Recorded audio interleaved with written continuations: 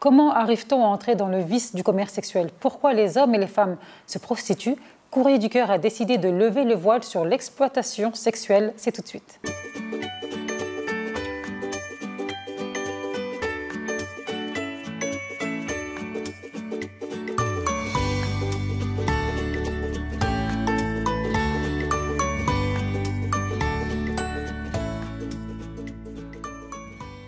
Bienvenue, messieurs, sur le plateau de Courrier du cœur.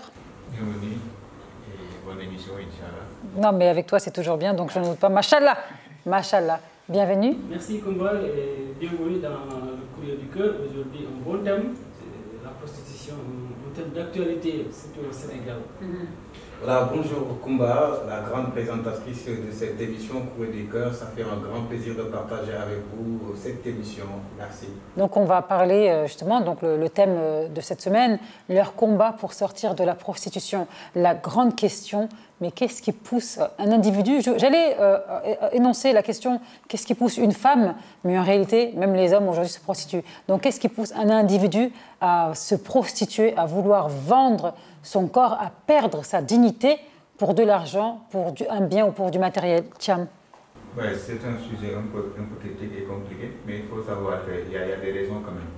Parce que si on fait les statistiques, on a vu que les plus pauvres sont les pays où il y a plus de prostitution. C'est dans les chiffres. Donc cela est dû à manque de moyens, la pauvreté. Parce que quand il y a la pauvreté, il n'y a pas la possibilité de surveiller les enfants. Quand on a des filles, on n'a pas le temps. On cherche toujours à les faire nourrir, on cherche à travailler du matin au soir. Maman aussi n'a pas le temps pour éduquer les enfants. C'est ce qui fait qu'elle fréquente les rues, elle fréquente des personnes qui sont mal intentionnées aussi. C'est ce qui fait qu'à un moment donné, elles vont changer de direction, dévier. Il y en a aussi qui ont désespéré dans la vie, qui ont été violés, et puis à force de le faire, ça devient une habitude. Parce qu'il y a des filles aussi pour les faire sortir. Ce n'est pas par le biais de l'argent, mais aussi c'est un besoin de satisfaction qu'elles ont. Et du coup, elles se disent que voilà, comme j'ai besoin de le faire normalement et je peux gagner de l'argent, pourquoi pas. Argent facile d'après elle. Argent facile, exactement. Donc les causes sont énormes. Mais la principale, je peux dire que c'est un manque de moyens, manque de suivi à travers les parents. Manque d'éducation en gros. Oui, bien sûr. Mohamed. Effectivement, je le soutiens du côté, lorsqu'il parle de la pauvreté, le plus souvent, surtout ici en Afrique, vous voyez, presque les familles sont pauvres. Et voilà, parfois les charges sont lourdes au niveau de la famille, surtout le père de famille. Parfois, même aussi, si le père de famille est décédé, les enfants qui sont là avec leur maman, ils ne veulent pas être ridiculisés et par manque de moyens, les autres vont dire que voilà, la seule solution que j'ai, c'est de vendre mon corps pour soutenir ma maman et pour soutenir aussi mes jeunes frères qui sont à l'école. Je ne veux pas donc voilà, leur voir souffrir de telle sorte que parfois, même il y a des femmes qui vendent leur corps sans être des... Ce sont des prostituées, mais ce ne sont pas des prostituées comme son nom l'indique qui vont dans des lieux tels que les hôtels et tout ça. Mais dans le quartier, c'est pour...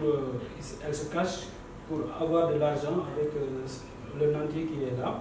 Mais il faut aussi souligner qu'il y a aussi des causes telles que les divorces. Beaucoup de femmes qui sont divorcées, ils ne veulent plus retourner en couple et préférant donc, satisfaire leur libido, ils vont vendre leur corps. Ça aussi c'est une des causes. En tout cas, les causes sont tellement... Ne confondons pas avoir un amant et se prostituer, attention. C'est deux choses distinctes, deux choses totalement différentes. Effectivement, il y a des femmes elles ne sont pas épanouies dans leur mariage et donc ont des amants derrière. Mais ce n'est pas forcément de la prostitution. Là, c'est juste de l'adultère en réalité. Hein. Je voudrais dire qu'elles sont divorcées. Au lieu d'aller se remarier encore, elles sont là, elles ont dit que comme je connais l'homme, maintenant, je vais rester chez moi. Je vais voir... donc là, des vrais prostituées. Voilà, donc elle va sortir pour aller se vendre son corps et retourner à la maison. Donc elle ne voudra plus se marier. Je comprends. Merci beaucoup, Kumba. Un sujet tellement très important, la prostitution. Voilà, quand on parle de la prostitution, c'est un sujet qui est tellement très choquant parce qu'ici au Sénégal, il y a certaines personnes qui ne peuvent pas croire que quand on leur dit qu'il y a des jeunes filles en fait qui font de la prostitution dans un pays où on parle de 95% de la musulmans, c'est vraiment regrettable de voir des femmes qui vendent leur corps. Mais c'est-à-dire quand cela a lieu, il y a une très grande interrogation à faire. Pourquoi ces femmes ils font cela? Parce que je pense que toute femme normale, toute femme qui est correcte, ce n'est pas son souhait de vendre son corps. Des fois, il y a la société en fait, la société, l'environnement dans lequel nous vivons. Des fois, ça peut pousser à une personne aussi de faire une déviance. L'éducation, le manque d'éducation aussi. Parce que quand vous vivez dans une famille, l'éducation est tellement très importante. L'enracinement d'une éducation est tellement très important pour toute personne. Je pense que vendre son corps doit être la dernière chose à faire pour une femme. Et moi je dis que ça veut dire une femme doit avoir des vertus. Quand il manque ces 3 V, la vertu, des valeurs et la volonté. C'est le manque de volonté quand une femme il ne l'a pas en fait vraiment elle peut dire voilà, elle peut dire que moi je vais essayer de faire tout ce que je veux en fait. Aussi il faut penser à l'avenir, parce que comme on dit aujourd'hui une femme qui fait de la prostitution, moi je me dis est-ce qu'il est en train de penser à sa future, parce qu'elle est appelée à être mère. Il est appelé aussi qu'on lui relate son histoire. C'est tellement important. Et on dit que les histoires restent là et pour toujours. Et aussi, moi, je dis que dans cette affaire aussi, la fréquentation, parce qu'il y a l'éducation de la famille et l'éducation de la rue. Parce qu'on a l'habitude de dire, l'adage qui dit que du moins qui tu fréquentes, je te dirai qui tu es en fait. Donc, c'est tellement très important de choisir les amis à qui à qui chaque femme doit fréquenter, voilà. La fréquentation. Voilà. Il y a des risques, il y a des conséquences et tout cela, il faut mesurer ça. En toute chose, il faut considérer voilà, l'enfant. C'est un sujet vraiment choquant, mais la grande interrogation reste toujours pourquoi ils le font. Avec ce débat, Inch'Allah, on arrivera à répondre à d'autres questions. Comme tu l'as dit, Nian, à un moment donné, tu as dit elles ne pensent pas à demain. Ce sont des femmes qui sont amenées à fonder une famille.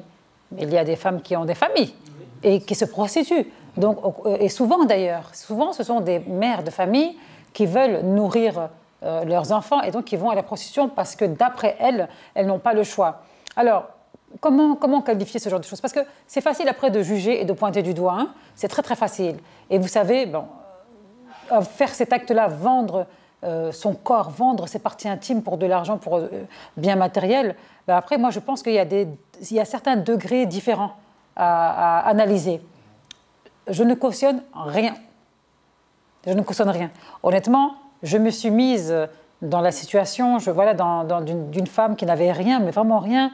On va dire vraiment qu'il n'y a pas de voisins, il n'y a pas d'amis, il n'y a personne. Donc vraiment, dans cette condition-là, je ferme les yeux et je me dis, imagine-toi, il n'y a vraiment rien.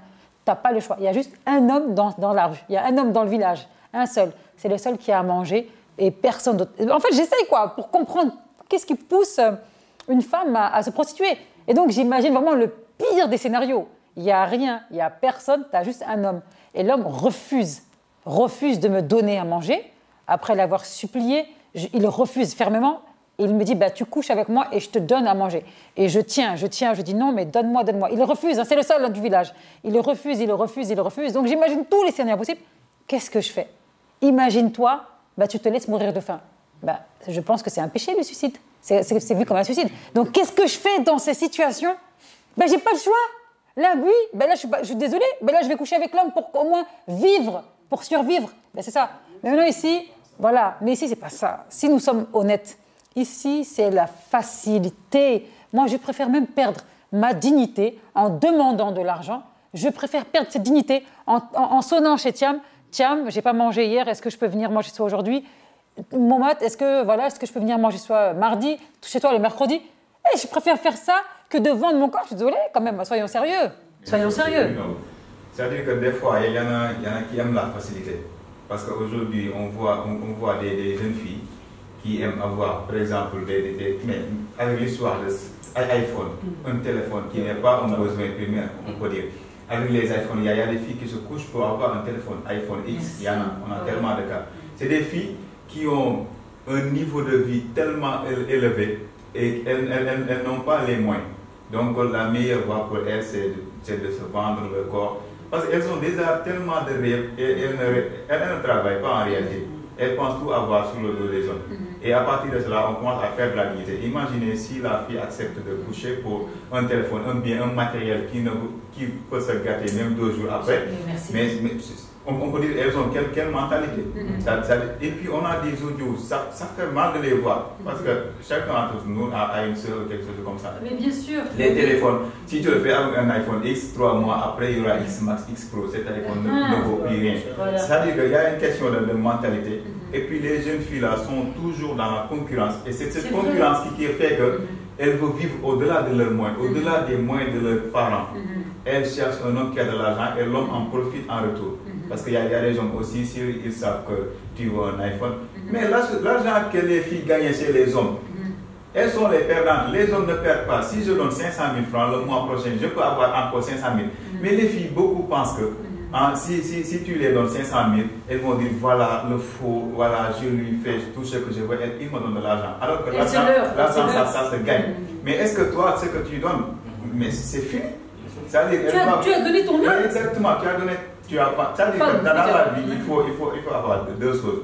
La dignité, elle est primordiale, et la fierté. Merci. Quand on a la dignité, qu'on soit soif ou avoir faim, on va dire, moi je suis cette personne-là, je suis quelqu'un, je regarde mes parents et autres, ma dignité ne me permet pas de faire cela. Quand on a la fierté, on doit avoir la honte jusqu'à travailler, mais satisfaire nos besoins, c'est ça. Mais quand on a ces 2 choses-là, on va toujours être dans des choses mondaines qui vont nous plonger dans une vie qui n'est pas la nôtre. Et puis ce sont des excuses aussi. Et donc, moi j'ai beaucoup aimé ce que tu viens de dire, parce qu'effectivement, c'est à la course contre la meilleure vie avec la facilité.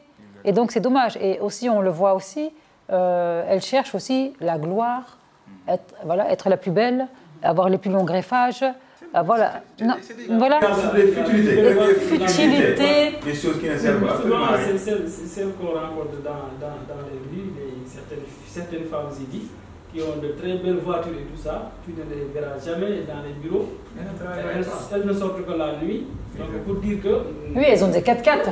Elles ont des Range Rover, bien sûr. Mais ce qui est bizarre, tu vois une fille qui n'a même pas le prix du transport et qui a un iPhone 13 qui coûte 1 million. C'est inadmissible. Mais moi, je comprends. C'est inadmissible. Sa maman ou bien son père ne demande pas d'où vient cet argent. Pourquoi? C'est là le problème. Comme on l'a dit, comme tu l'as dit, c'est l'éducation. Et aussi les parents, des fois, ils sont un peu hypocrites. Ils sont hypocrites. Bien sûr. Parce que la mère qui voit que sa fille de 15 ans, 14 ans, qui ne travaille même pas, qui est même déscolarisée depuis X années, elle vient, elle a des sacs de luxe, elle vient, elle a 50 000, 100 000, toi tu ne dis rien. Tu dis juste merci ma fille, que Allah te bénisse. Que Allah te bénisse avec de l'argent, ça. Mais tu n'es pas sérieux. Et les femmes, les mères, elles font semblant. Ce sont des complices. D'accord, comme vous dites, comme Adjoun l'a dit, c'est une question de maturité et de mentalité qui est tellement très important. Et l'aspect matériel est aussi, c'est des futilités. Et puis c'est tellement très dangereux pour beaucoup de femmes. Il y a beaucoup de femmes qui se fient sur l'aspect matériel alors que c'est éphémère. Donc, comme il l'a dit, il y a des femmes en fait qui ont des iPhones 7, 8, 10, ces matériels-là qui peuvent se détruire d'ici quelques temps et puis vous vendez votre corps. Vraiment, c'est regrettable. Et nous le dénonçons, nous le déplorons. Ce n'est pas bien pour une femme et surtout dans cette société sénégalaise. Et je pense qu'aussi nous sommes en train de perdre les valeurs culturelles et les valeurs ancestrales que nous avions connues. Parce que à l'époque, avec la modernisation, avec ce qu'on nous montre, même hier j'étais en train de parler ça avec le directeur de la maison de Douta Seck. Voilà, je lui dis que maintenant, c'est-à-dire vous en tant qu'un homme qui s'active dans la culture, ce qu'on nous propose tout le temps, il y a beaucoup de personnes qui ignorent leur culture, leurs valeurs, l'enracinement des valeurs culturelles du Sénégal. C'est-à-dire si une femme en fait se permet d'aller et de vendre son corps, cela veut dire qu'il ne sait pas là où elle vient. C'est-à-dire à chaque fois, où que tu puisses être dans la vie, à chaque fois, il faut essayer de regarder derrière toi. Qui sont mes parents? Quelle est l'éducation qu'on a fait sur moi? Et puis c'est tellement très important. Et puis quand vous faites une chose aussi, il faut essayer d'analyser ce que je suis en train de faire là. Hein. Je me vois, moi je vois Dieu en fait. Après, quelles sont les répercussions, Inch'Allah, que cela peut m'entraîner par rapport à ce que je suis en train de faire, c'est tellement très important. Mais toutes ces questions, on ne les mesure pas à l'instant T, ce qu'ils voient, et que ça c'est tellement très dans le camp. Mais non, tu sais, voilà. Tu parles de Dieu, mais pour moi, Dieu n'a pas lieu d'être dans ce contexte-là. Je t'explique pourquoi. Ouais. À partir du moment où tu te vends, je sais que tu ne crois pas en Dieu, c'est pas possible. Ouais. Et donc, c'est pas de oui, ou est-ce qu'elle pense à Dieu?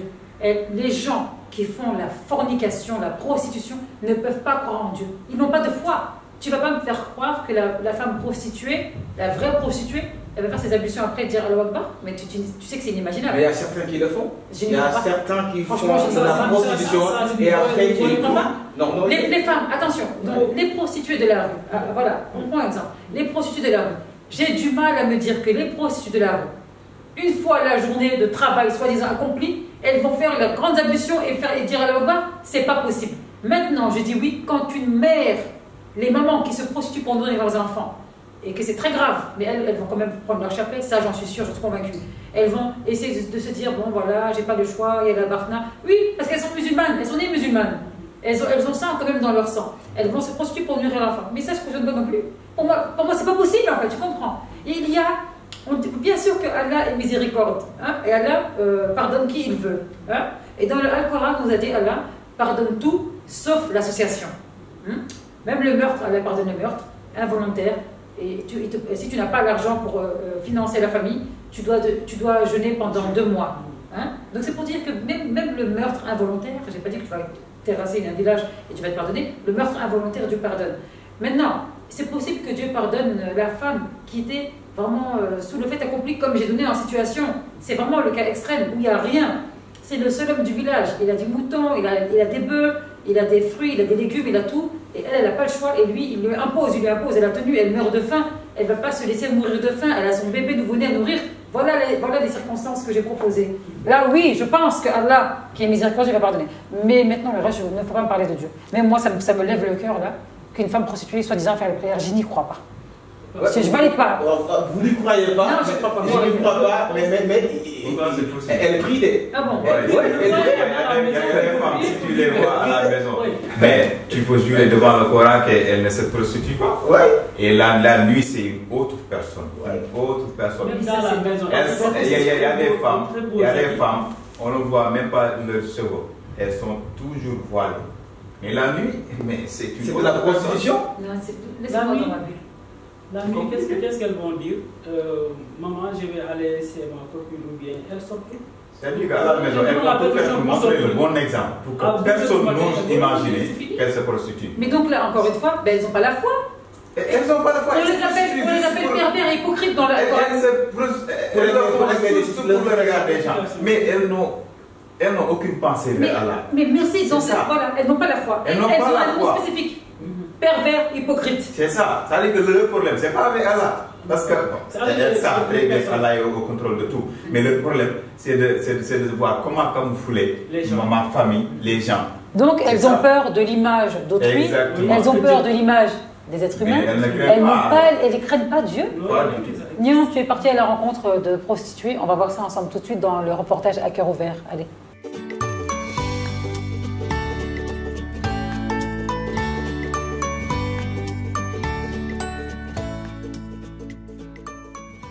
La prostitution est mal vue au Sénégal, mais n'empêche certaines filles l'ont choisi comme métier. Qu'est-ce qui pousse véritablement à certaines femmes de s'adonner à la prostitution? Aïcha répond. Quand vous n'avez pas de soutien, personne ne vous aide physiquement, moralement. Et ici, les femmes qui font de la prostitution ont des cartes qui sont légales, délivrées par l'État du Sénégal. Mais attention, il y a des causes et des conséquences. C'est pourquoi elles alertent. Ça peut avoir des impacts sur la santé, l'avenir, parce que tout ce qu'on fait, ça reste derrière aussi. Donc il y a des personnes derrière qui ont gardé, c'est peut-être ces souvenirs-là que nous, on va peut-être oublier, mais d'autres personnes les ont gardés. On va passer à autre chose, ces personnes vont passer à autre chose, mais les personnes avec qui ils sont partis, ils vont les garder. Moi, je peux donner mon point de vue. Déjà, je ne suis pas contre ces personnes-là parce que chacun de nous a sa façon de prendre sa vie et voir les choses. Donc, peut-être que pour eux, c'est des sources de revenus qu'elles ont. Tout le monde ne veut pas aller travailler, tout le monde ne veut pas avoir l'argent de la même façon. Donc, il y a les autres qui appréhendent ce qui est plus facile. Donc, moi, mon point de vue serait plutôt de les conseiller simplement, de chercher un boulot qui va les aider au mieux en fait. N'appréhendent pas. Les petites sommes comme ça, vaut mieux qu'elles gardent leur dignité. Il faut qu'elles aillent aux sommes qui sont au level en fait. Non, non, pas ces sommes-là. Mais surtout de penser de leur avenir. Le manque de soutien des parents, la pauvreté, la famille, la société, les vécus douloureux, le manque de volonté sont à l'origine de la prostitution selon nos intervenants. Mais la plupart, c'est pas un prétexte car une femme doit avoir des valeurs. Fille est très intéressée par ce thème. Elle invite aux prostituées de garder leur dignité. Parce que je pense que ça dépend de beaucoup de choses. Et oui, l'argent peut faire partie de ces choses-là. Les femmes peuvent être poussées à faire de la prostitution à cause de l'argent et tout. Mais je pense que, bon, je ne peux pas vraiment les juger. Et voilà, en fait, il y a beaucoup de choses qui peuvent les pousser, le manque d'argent. Parfois, ce sont les mamans qui poussent leurs enfants à aller se prostituer et tout.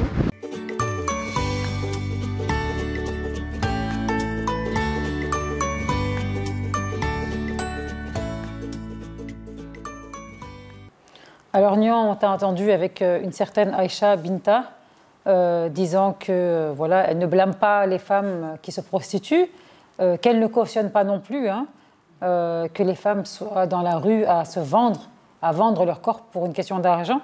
L'étudiante donc disait que c'est un manque d'éducation et un manque de finances qui pousse à la prostitution.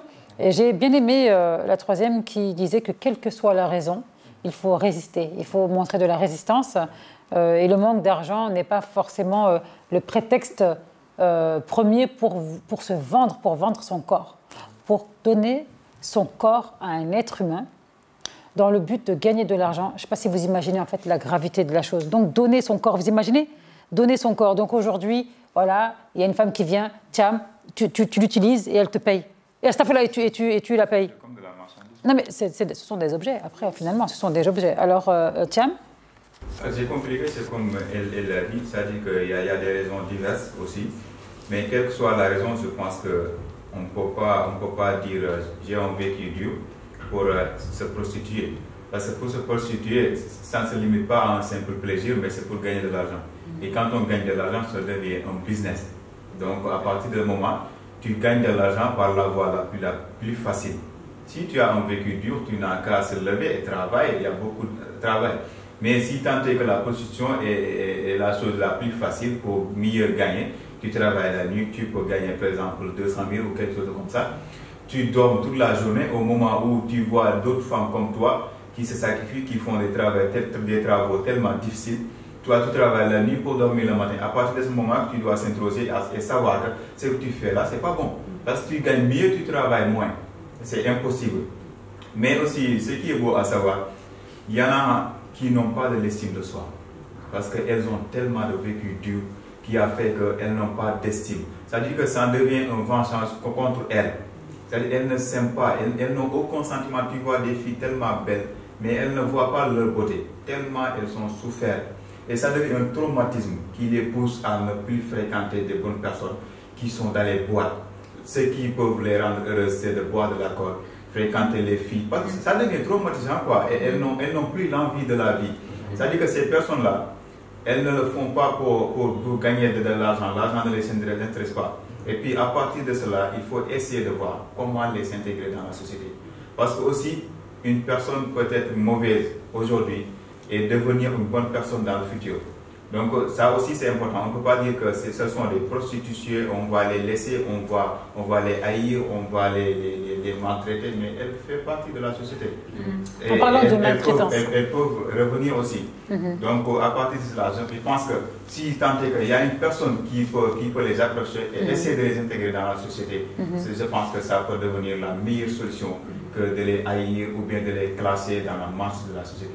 Il existe des associations et des fondations qui protègent les prostituées. Mais justement, tu as parlé de maltraitance. Alors, est-ce que les prostituées ont réellement des droits? Les prostituées ont des droits. Je l'ai dit dans le reportage. On a même souligné dans le reportage.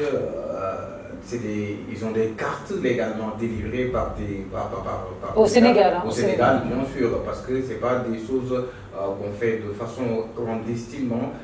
Si vous le faites, si les policiers vous attrapent, on va t'amener en prison.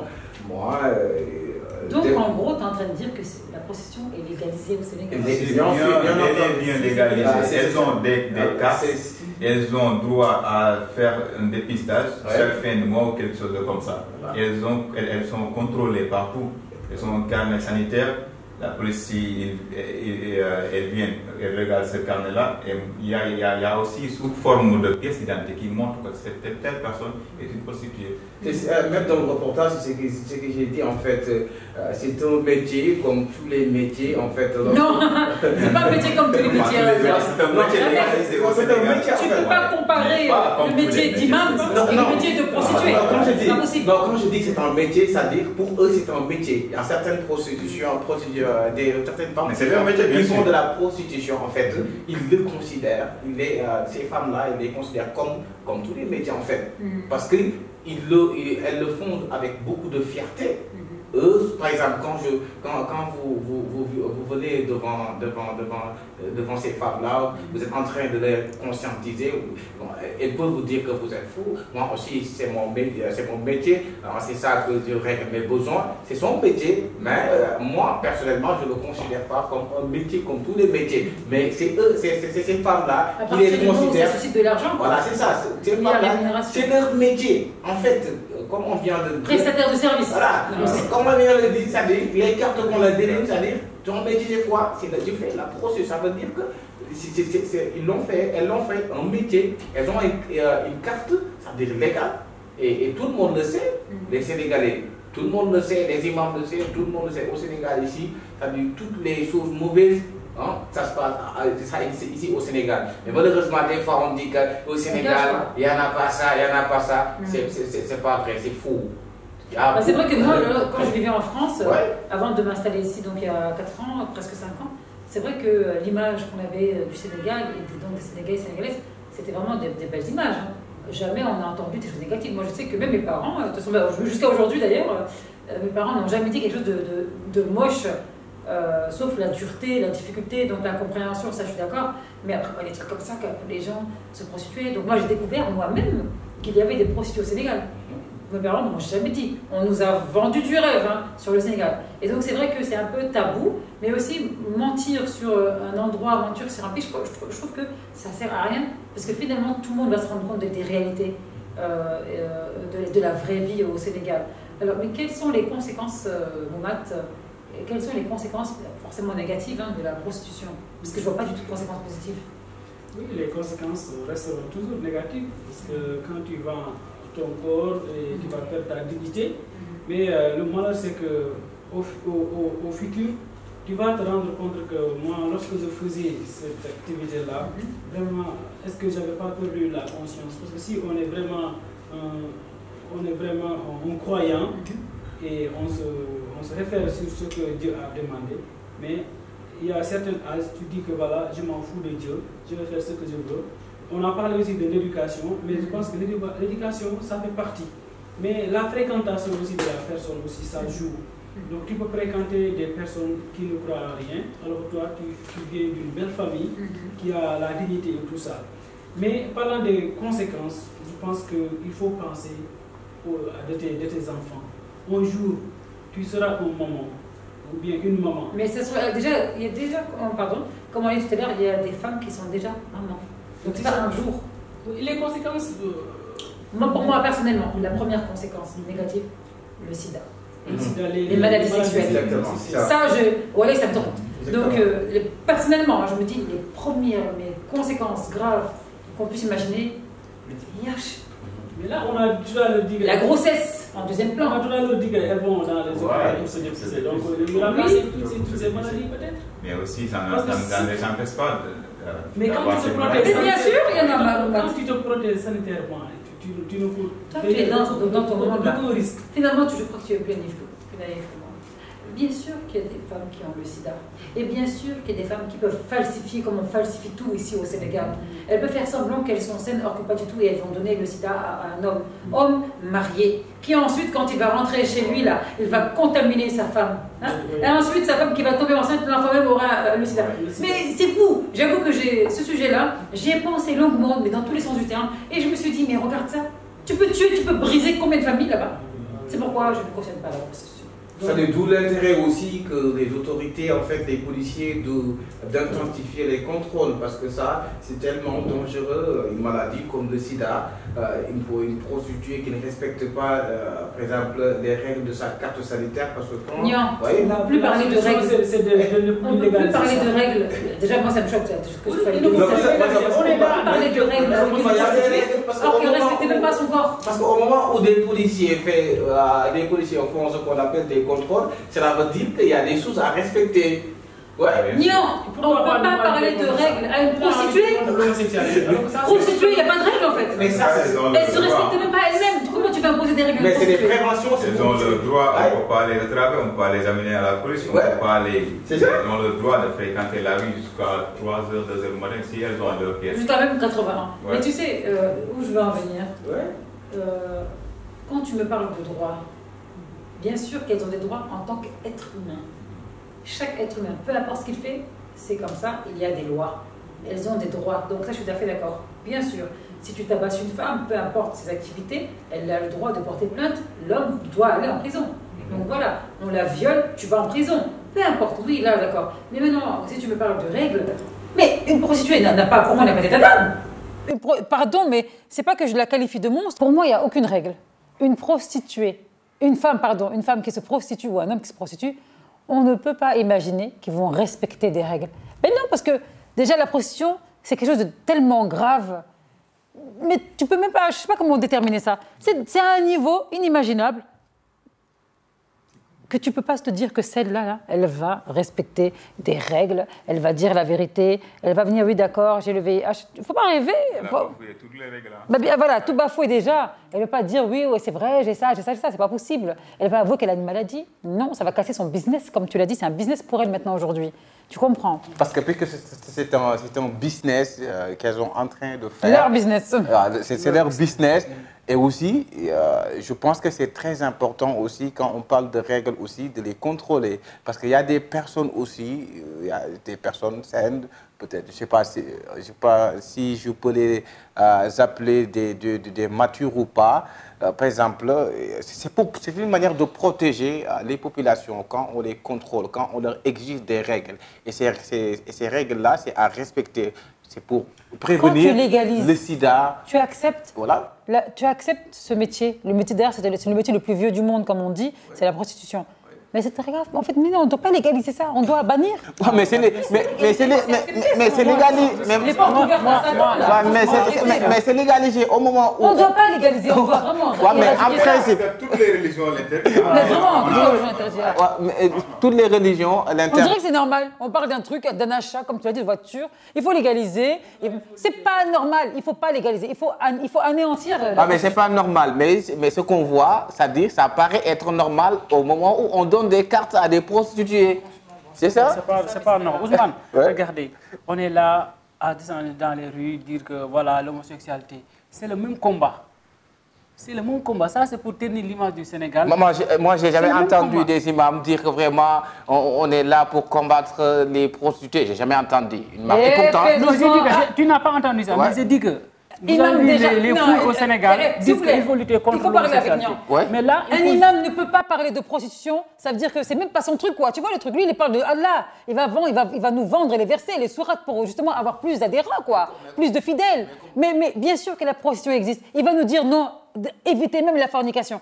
Un imam, il va te dire, tu n'as pas le droit de forniquer. Oui. À plus forte raison, la prostitution. Oui, un imam aussi doit se prononcer sur toutes les Il questions. n'est pas obligé de prononcer ça dans sa mosquée. Pour moi, il est obligé de se prononcer sur toutes les questions parce que ces femmes-là, peut-être, elles sont inconscientes.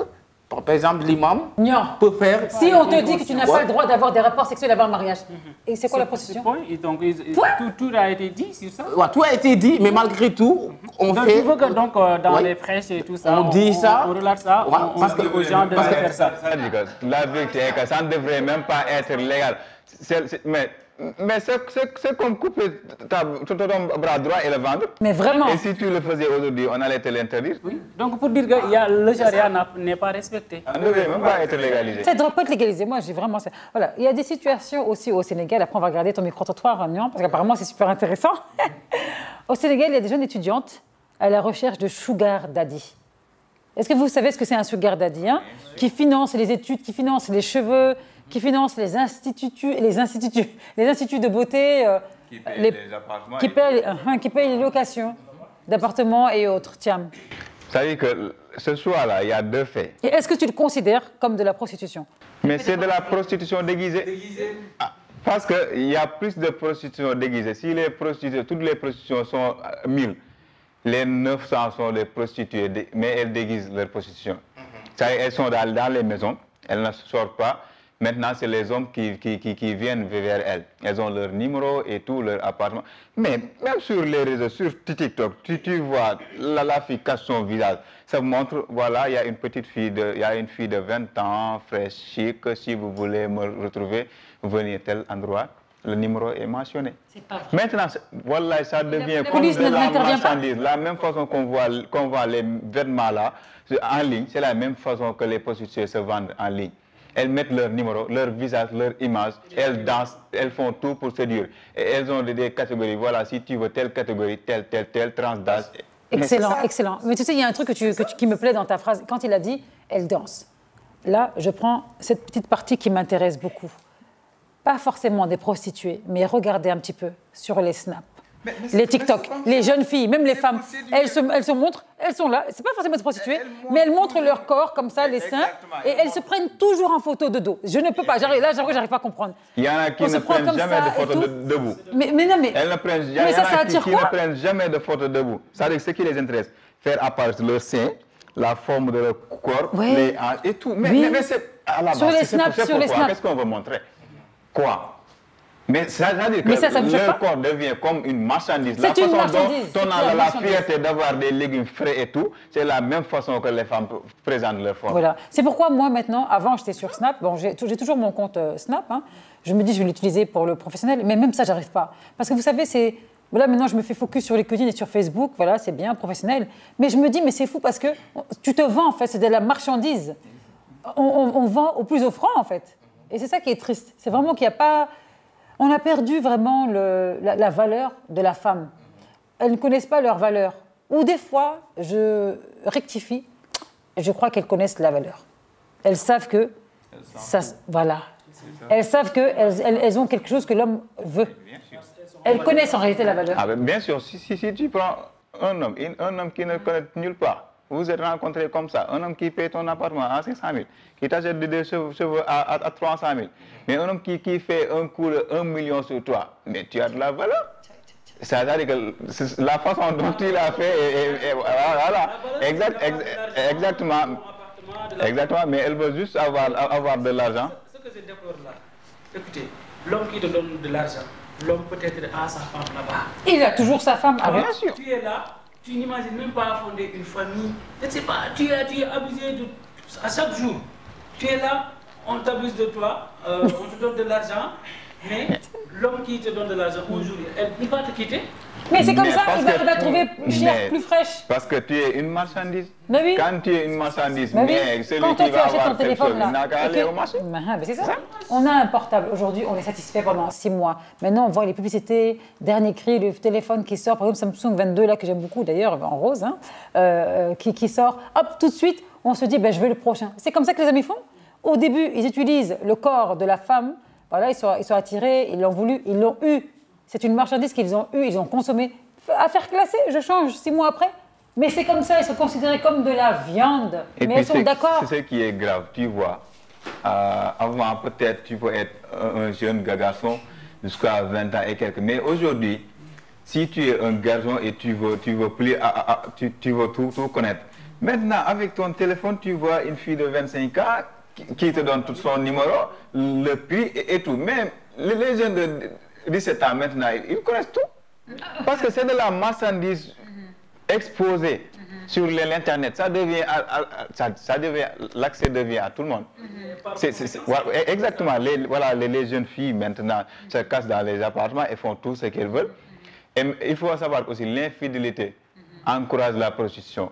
Parce qu'une jeune fille qui veut être avec trois hommes, maintenant, après, si elle sait que parmi les 3 hommes, elle va avoir 100 000 sur chaque personne, 300 000, elle va essayer de fortifier son business. Ça devient maintenant un business, mais à un moment donné, ça devient de la prostitution. Ben c'est déjà de la prostitution. Exactement. Parce qu'en ayant un copain, 2 copains, 3 copains, déjà ce qui n'est pas normal, tu sais que lui, il va te payer ton loyer, lui, il va payer tout ce qui est eau, courant, Boyofal, Sénélec, et l'autre, il va te payer donc ta location. Ben, c'est clair que, et tes cheveux, etc., on en passe. Ben, c'est vrai que maintenant, ça devient de la prostitution. C'est de la prostitution masquée, démasquée, finalement même, et sachant que tous les gens le savent, les voisins, tout le monde, le gardien de l'immeuble, tout le monde sait qu'il y a 2 ou 3 hommes qui viennent chez toi, le mercredi, le jeudi, le vendredi. Donc, on le sait. C'est même plus question de masquer. Hein. Maintenant, il y a aussi un fait qui est là et qui est réel. Les hommes qui se prostituent, les gigolos, comme on dit. Il y a des hommes, comme on l'avait dit un jour, à Sali, qui cherchent des femmes très très mûres, donc âgées de 50 ans, de 60 ans, qui vont juste leur donner donc le fameux papier, le visa ou la carte d'identité. Donc ça aussi, quand même, c'est malheureusement un grave cas et qui est recours de l'argent, papier, je veux avoir meilleure situation et je suis prêt à tout, je suis prêt à faire croire à l'amour pour avoir quelque chose. Ça existe au Sénégal, hein, on le voit. Le plus souvent, ce sont les hommes costauds qui s'entraînent le jour et la nuit, ils vont au niveau de la mer pour rencontrer certaines femmes. On dit même que ces personnes-là, ils travaillent comme les prostituées, comme vous l'avez dit. Ce sont des prostituées, des hommes prostitués, parce qu'ils aiment aussi la facilité. Au lieu de rester là, aller travailler, ils vont dire que voilà, moi j'ai cette femme-là, elle me satisfait, non seulement elle me donne de l'argent, elle me nourrit. Chaque nuit, je vais chez elle, donc voilà, je vais tout faire. À un moment donné, tu vas lui dire que voilà, tu vas me donner un passeport, ou bien on va s'envoler pour aller à l'extérieur et tout ça. Donc je pense que ça aussi, il faut aussi dire que c'est pas normal, au sens où, au lieu d'être un homme qui doit avoir de la famille, voilà, travailler, avoir cette dignité-là, tu es resté là, tu es abusé par une femme, ou bien même 3 femmes, parce que moi j'ai une fois entendu ça. Un homme qui a été abusé par 3 femmes ici au Sénégal. Il était comment on dit? Il était, comment on dit? Gigolo, c'était un gigolo? C'était un gigolo, mais il était donc abusé parce que les femmes avaient fermé donc la maison pendant une semaine. Il a été violé? Voilà, kidnappé, voilà le mot. Il a été kidnappé par des femmes. Donc, pour dire que ça existe au Sénégal, donc il y a beaucoup de choses qu'on doit régler, vraiment. Et toi, donc, ce phénomène de société-là qui est grave, hein, les hommes qui se prostituent maintenant pour avoir meilleure situation, qu'est-ce que tu en penses, Nia? Meilleure situation, moi, j'ai dit qu'une personne, un homme qui veut une meilleure situation, la meilleure des choses, c'est de travailler et faire face à ta vie. Dans la vie, il y a toujours des obstacles. Mais quand on veut de la facilité, quand on n'aime pas travailler, c'est-à-dire entraîner n'est pas un métier. C'est-à-dire c'est tellement lâche. Pour un homme, tu ne fais que s'entraîner. Ça, ce n'est pas un métier et ça existe ici. Tout au long de la journée, c'est-à-dire ce qu'il faut, c'est quoi? Faire des entraînements pour attirer des gens ou bien quoi que ce soit. Ça, ce n'est pas un métier. Entraînement physique, tu veux dire, le sport. Entraînement physique, en fait. Il y a des gens, ils ne font absolument rien, ils ne font que ça. Entraîner pour être gigolo ou bien courtiser des femmes, ça, on n'a pas besoin en tant qu'homme. C'est-à-dire, un homme, il faut être un homme. C'est quoi? Il faut essayer de réfléchir comment tu vas construire ta vie avec tes idées, mais attendre des conditions meilleures, vous l'attendez chez une personne. Il ne faut pas attendre rien de personne et de qui que ce soit. C'est-à-dire, tout ce que vous pouvez avoir dans la vie, il faut le travailler avec ta volonté et avec aussi la grâce de Dieu. Hein, parce que c'est la personne que vous courez derrière, la femme que vous courez derrière elle, ce qu'elle a, elle l'a travaillé, et aussi par l'aide de Dieu. Donc, c'est vraiment lâche pour un homme, en fait, de choisir pour son avenir ou pour sa vie. Ce chemin facile aussi.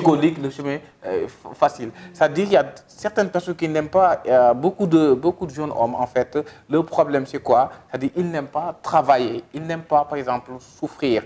La vie n'est pas facile. Même Dieu, dans le Coran, il dit que je vous ai créé, en fait, pour que vous souffriez. Parce que quand vous voulez, par exemple, franchir certaines étapes supérieures, il faut que, par exemple, Dieu, il va falloir forcément que vous passez dans des situations tellement très difficiles. Et une fois que vous sortez sur ça, vous saurez que vous, en fait, vous êtes quelqu'un. Petite parenthèse, parce que sinon je vais penser pendant toute l'émission. Allah nous a créés pour qu'on l'adore, pas pour qu'on souffre. Dans Al-Coran, Allah dit « Je vous ai créés pour que vous m'adorez ». Et nous sommes ses créatures favoris parmi les multiples, milliers de créatures qu'Allah a créées. Attention, juste, vous voulez rectifier, parce que sinon ça allait me travailler pendant toute l'émission. Je n'allais pas être tranquille. Quand je dis, en fait, par exemple, nous sommes dans la vie, quand je dis Allah nous a créés pour ça, il nous a créés dans la nature avec ça. Parce qu'il y a le bonheur et il y a le malheur. Il y a la joie et tout cela. Et ça, on l'a vu dans la vie de tous les jours. Je parle de ce sens. Je parle que, par exemple, on ne peut pas vivre toujours dans le bonheur. Des fois, il y a des difficultés. La vie, c'est un long fleuve avec des difficultés, des moments de bonheur, des moments de malheur, des souffrances. Il y a tout dans une vie, en fait. Maintenant, moi, je trouve que le prétexte de souffrir ou le prétexte de vouloir avoir vite et d'abuser de quelqu'un, donc déjà, pour moi, faire croire que tu es amoureux de quelqu'un dans le but de partir en France ou au Canada, aux États-Unis, c'est très, très grave. Tiens. Oui, ça devient, je pense que c'est la plus grande honte, parce que si un homme se contente seulement de satisfaire une femme pour avoir ce dont il a besoin, je pense qu'il ne mérite même pas d'être appelé un homme. Parce que si une femme est capable de gagner sa vie jusqu'à construire une maison, avoir une entreprise, mais toi, homme, tu dois pouvoir le faire mieux. Mais aussi, c'est toujours là-bas, pour la prostitution chez les filles, c'est la fille qui est allée s'exposer pour gagner de l'argent. Mais pour les gigolos aussi, c'est encouragé par les filles. Parce que c'est la fille qui a gagné sa vie. C'est la fille qui, au lieu de venir se marier, qui reste dans sa maison et aussi essayer d'amener un homme pour donner de l'argent. Parce que là-bas, la fille demande de l'argent pour donner de satisfaction à un homme. Mais ici aussi, la fille donne de l'argent pour une satisfaction. Je pense que tu ne te dis pas qu'il y a des femmes âgées, par exemple, c'est des femmes blanches qu'on voit par exemple à Sali, à Toubab Dialaw, 50 ans, 60 ans, mais non, mais qui sont veuves parfois. Il y a des femmes veuves dans la tristesse. Elles cherchent vraiment l'amour, malheureusement. Elles cherchent vraiment l'amour, elles sont sincères dans leurs actes, mais elles ont de l'argent. Donc, c'est des femmes qui sont riches, qui ont vécu, qui ont créé des entreprises extraordinaires. Elles ont des terrains, elles sont là dans leur maison de vacances à Sali. Mais je trouve que, bon, c'est peut-être pas vraiment, des fois, leur faute. Je dirais que peut-être que c'est les deux, mais il y a des cas, en majorité, où c'est des femmes qui veulent se marier. Elles cherchent l'amour, elles ont perdu leur mari, elles veulent le revivre parce qu'elles sont vivantes. Mais elles sont abusées par des jeunes hommes sénégalais très intelligents pour se dire que je vais lui faire croire à celle-là que je l'aime, je vais tout faire pour elle, mon amour, je t'aime. Une femme, elle veut toujours entendre je t'aime, voilà, tu es la seule dans ma vie. Il faut. Bah oui, c'est la naïveté. Justement, c'est la naïveté. Exactement, mais aussi, on ne peut pas être, par exemple, tu es une femme de 40 ans, tu vois un jeune. C'est pas des femmes de 40 ans, c'est des femmes de 50 et 60 ans. Exactement, 50 ans, elles ont la peau fripée et tout. 60 ans, tu n'es pas belle, tu es moche, tu es resté bancal comme ça, tu ne peux même pas te déplacer. Tu vois un homme que toutes les filles rêvent à avoir, un homme avec un corps, machallah, grand, musclé et tout, mais qui vient te dire je t'aime, toi tu te plonges dans la naïveté pour croire que... Mais c'est impossible, c'est-à-dire que si cette personne-là vient, elles savent très bien que cet homme-là est venu pour son argent, mais ce qui les intéresse, c'est que essayer kidnapper cet homme-là pour qu'il les sont forts, satisfasse.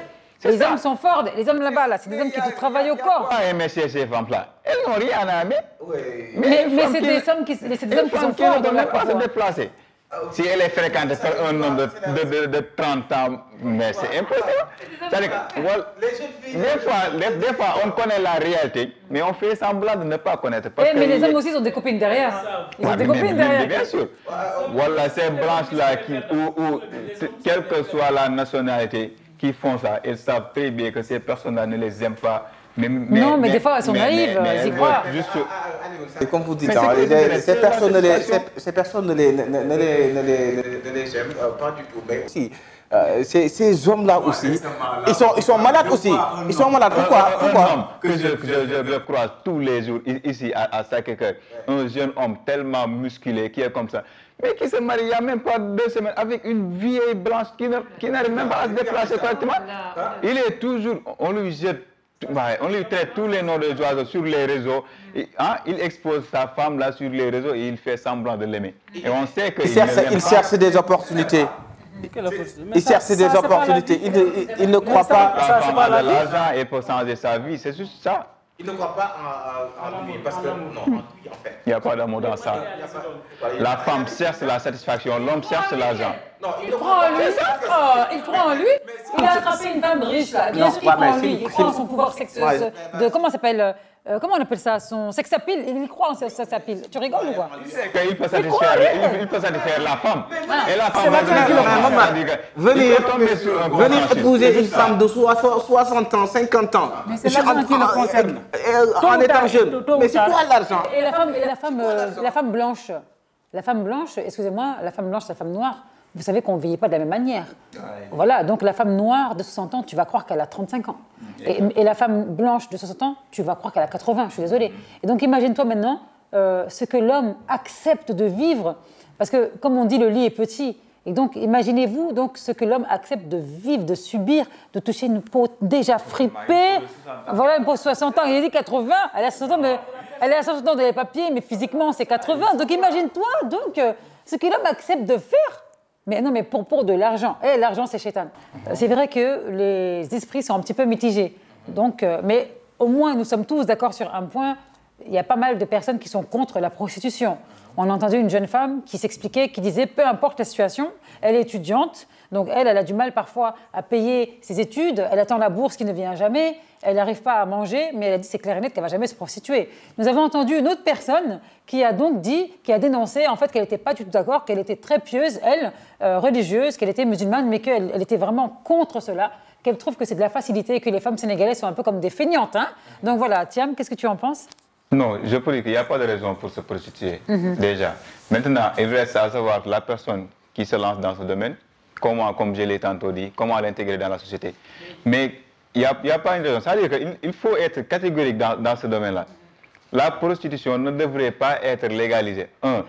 Deuxième fois, elle ne devrait pas avoir... C'est-à-dire que le fait de leur donner des cartes et des visites, c'est les encourager. C'est les donner une raison de le faire. C'est quelque chose à bannir, quelle que soit la situation. Maintenant, il n'est pas dit qu'on doit bannir ces personnes qui sont dans le milieu, on ne doit pas les laisser dans la marge. Elles font partie de la société. Elles peuvent venir à se transformer, être des mamans. On a vu des gens qui faisaient de la prostitution et qui sont conscientisés jusqu'à ce qu'elles deviennent aujourd'hui des mamans exemplaires, elles ont des maris et tout, elles ont changé leur vie.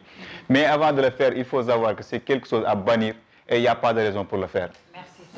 Il a tout dit et franchement, je partage tellement ton opinion. Alors, tout à l'heure, on discutait, il y a des femmes mariées qui se prostituent. On a vu un petit peu la raison, mais pas vraiment tout à fait. Hein. Alors, pourquoi les femmes mariées se prostituent? Est-ce que c'est un manque de satisfaction sexuelle ou est-ce que c'est vraiment parce que le mari ne répond pas aux attentes financières et donc ça les pousse à aller chercher l'argent, donc elles sont dans des situations très graves dans leur couple, Mohamed? La première raison, moi, je vais dire que peut-être elles sont dans une famille pauvre. Déjà, si tu as un mari et tu l'aimes beaucoup et ton mari ne peut pas te satisfaire financièrement, au lieu d'être là à le ridiculiser, l'autre choix, tu vas dire que je vais aller me prostituer pour avoir de l'argent, pour satisfaire mon mari, mes enfants. D'autres raisons aussi, peut-être il y a... peut-être tu peux avoir un mari qui est impuissant Donc voilà, tu vas sortir et là, tu vas rencontrer un homme qui va te dire que voilà, tu vas chercher de l'argent là-bas pour se prostituer. Ça aussi peut être une des raisons. Donc là, pas chercher l'argent. Oui. Donc d'ici, la femme, elle n'est pas satisfaite sexuellement avec son mari qui est impuissant. Elle va chercher un homme qu'elle va payer pour elle être satisfaite sexuellement. Donc elle, la femme ne va pas chercher l'argent. Elle va chercher la satisfaction. C'est la femme qui va payer. Là, la femme va payer. Ce n'est pas la femme qui va chercher de l'argent.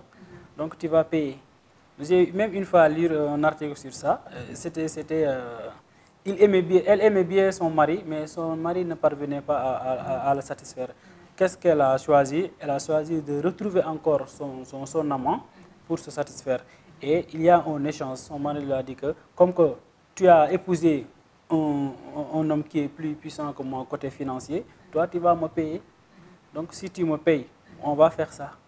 Donc vous voyez, il y a beaucoup de raisons à travers ces femmes mariées-là se prostituent. Comme vous le dites, hein, les femmes qui sont mariées et après qui font de la prostitution, pour moi, c'est un manque de respect, de manque de valeur. Je pense que quand on respecte son mari, on ne doit pas essayer de s'adonner à certaines choses comme la prostitution. Vraiment, c'est regrettable pour des femmes mariées parce que, c'est-à-dire, même quand vous... c'est-à-dire, la première étape que vous devrez au moins regarder, c'est tes enfants, en fait. C'est-à-dire, même si tu casses cela à ton mari ou bien à la société, il faut craindre à Dieu.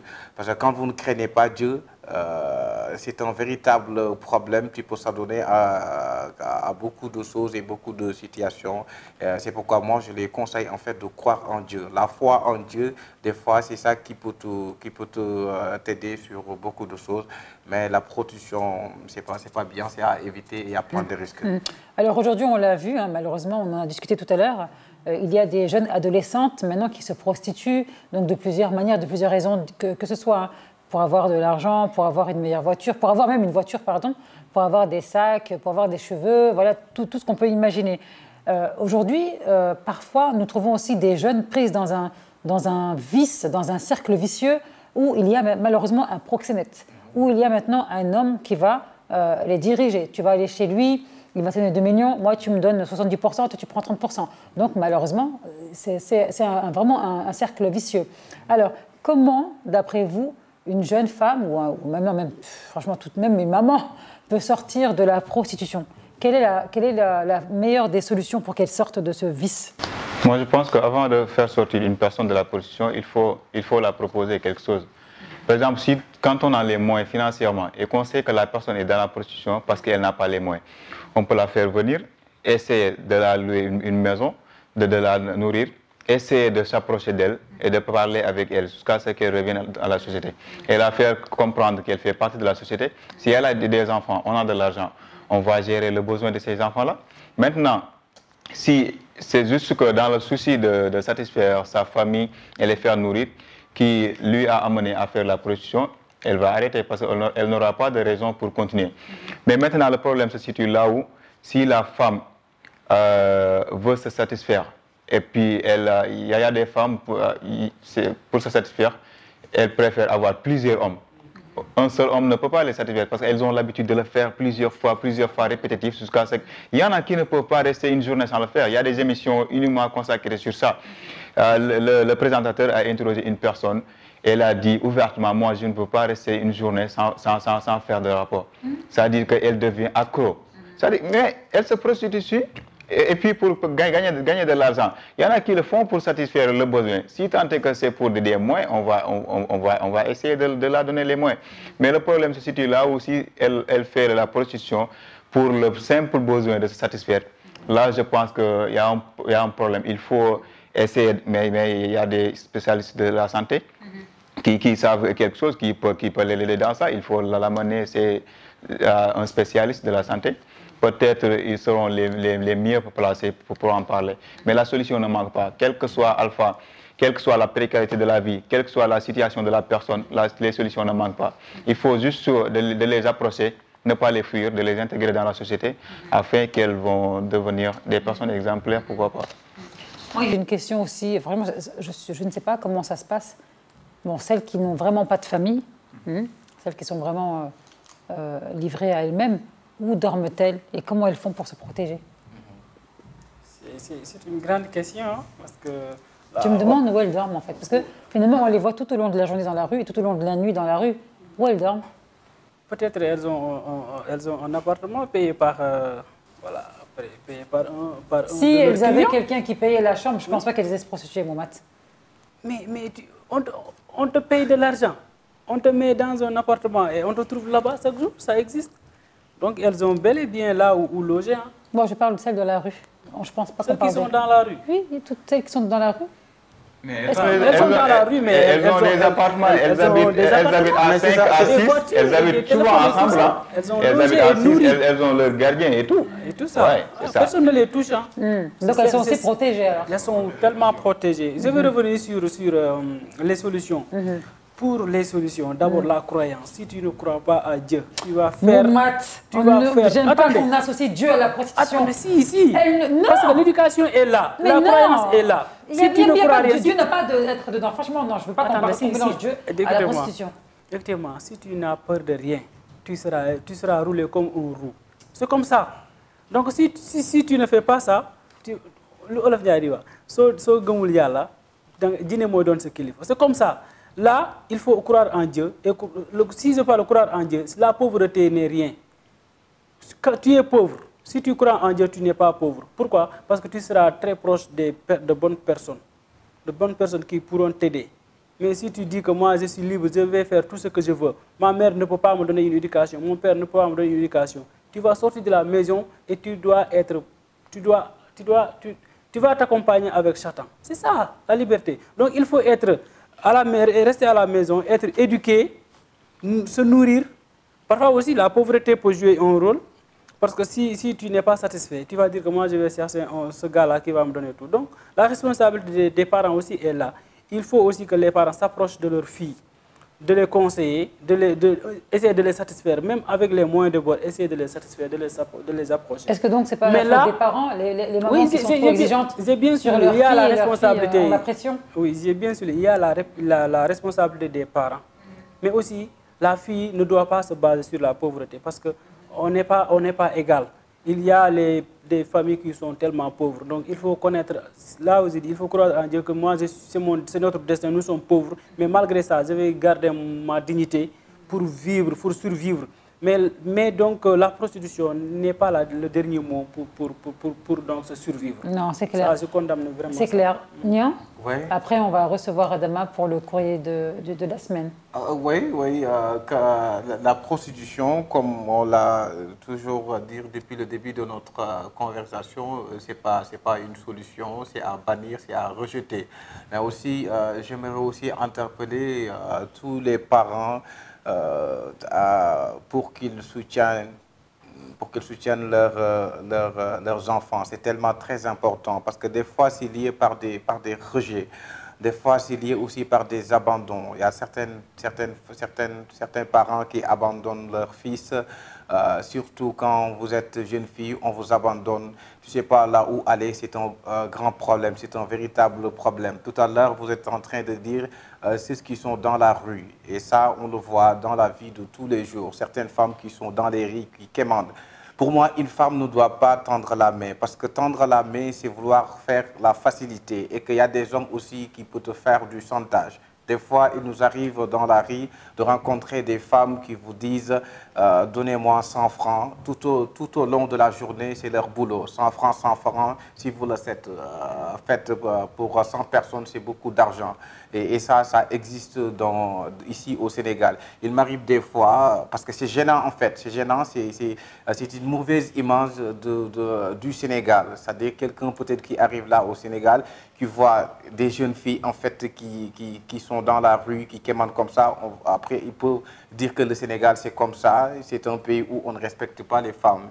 Et tel n'est pas le cas. Le Sénégal est un pays où on respecte les femmes. Je le dis, j'insiste sur ça. Une femme ne doit pas quémander parce qu'il y a le chantage. Parce que des fois, il y a des hommes qui sont là, ils sont malades psychologiquement. ils sont tellement très faibles. Parce qu'il m'est arrivé la dernière fois, j'ai rencontré voilà, une femme, il y a 23 heures, elle était en train de me dire des blabla, et je savais que vraiment, elle était en train de mentir. Elle fait son business et ça, c'est des voies qui lui ouvrent de la prostitution. Parce qu'elle peut être violée, faire mal pendant 23 heures du matin. Et puis, je lui ai dit que pour me donner les numéros de tes parents, je vais les contacter. Mais après, il m'a donné le numéro de téléphone d'un monsieur. J'étais en train de régler cette situation, parler avec ce monsieur, mais rien du tout. Donc ça, c'est à bannir la prostitution. Il faut que les femmes sénégalaises se réveillent bien. Et l'aspect matériel, ça n'a pas de sens, c'est éphémère. Si la vie est éphémère, les aspects éphémères, les matériels, les choses matérielles là aussi, c'est éphémère. Donc dans la vie, il faudra faire très attention. Et en toute chose, il faut considérer la fin. Alors, on va écouter donc le courrier de la semaine, donc bien entendu le thème, le combat de la prostitution. Adama, on t'attend tout de suite sur le plateau.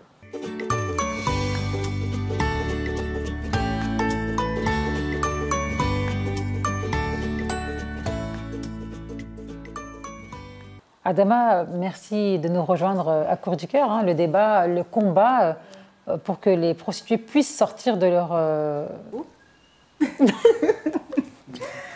Voilà, donc je vais vous lire la lettre. Bonjour Combat, je vous écris en vous racontant mon histoire triste qui m'a poussée dans la débauche.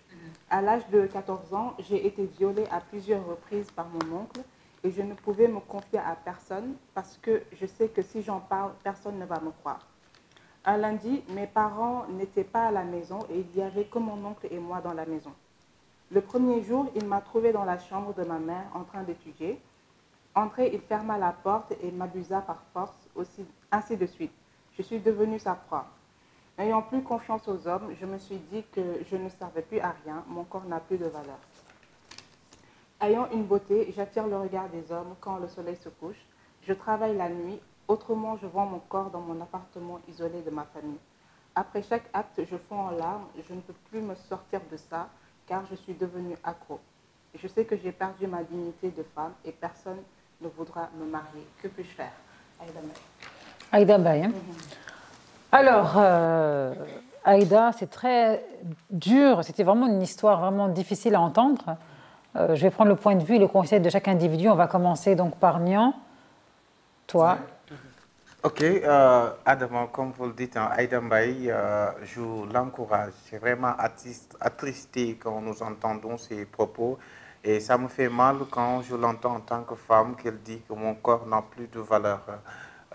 Aïda, il faut que vous sachiez que ton corps a de la valeur. Dieu vous a donné ce corps de valeur et il dit dans le Coran qu'il aime les personnes en fait, il aime l'humanité. Et c'est ce que vous êtes tellement très importante.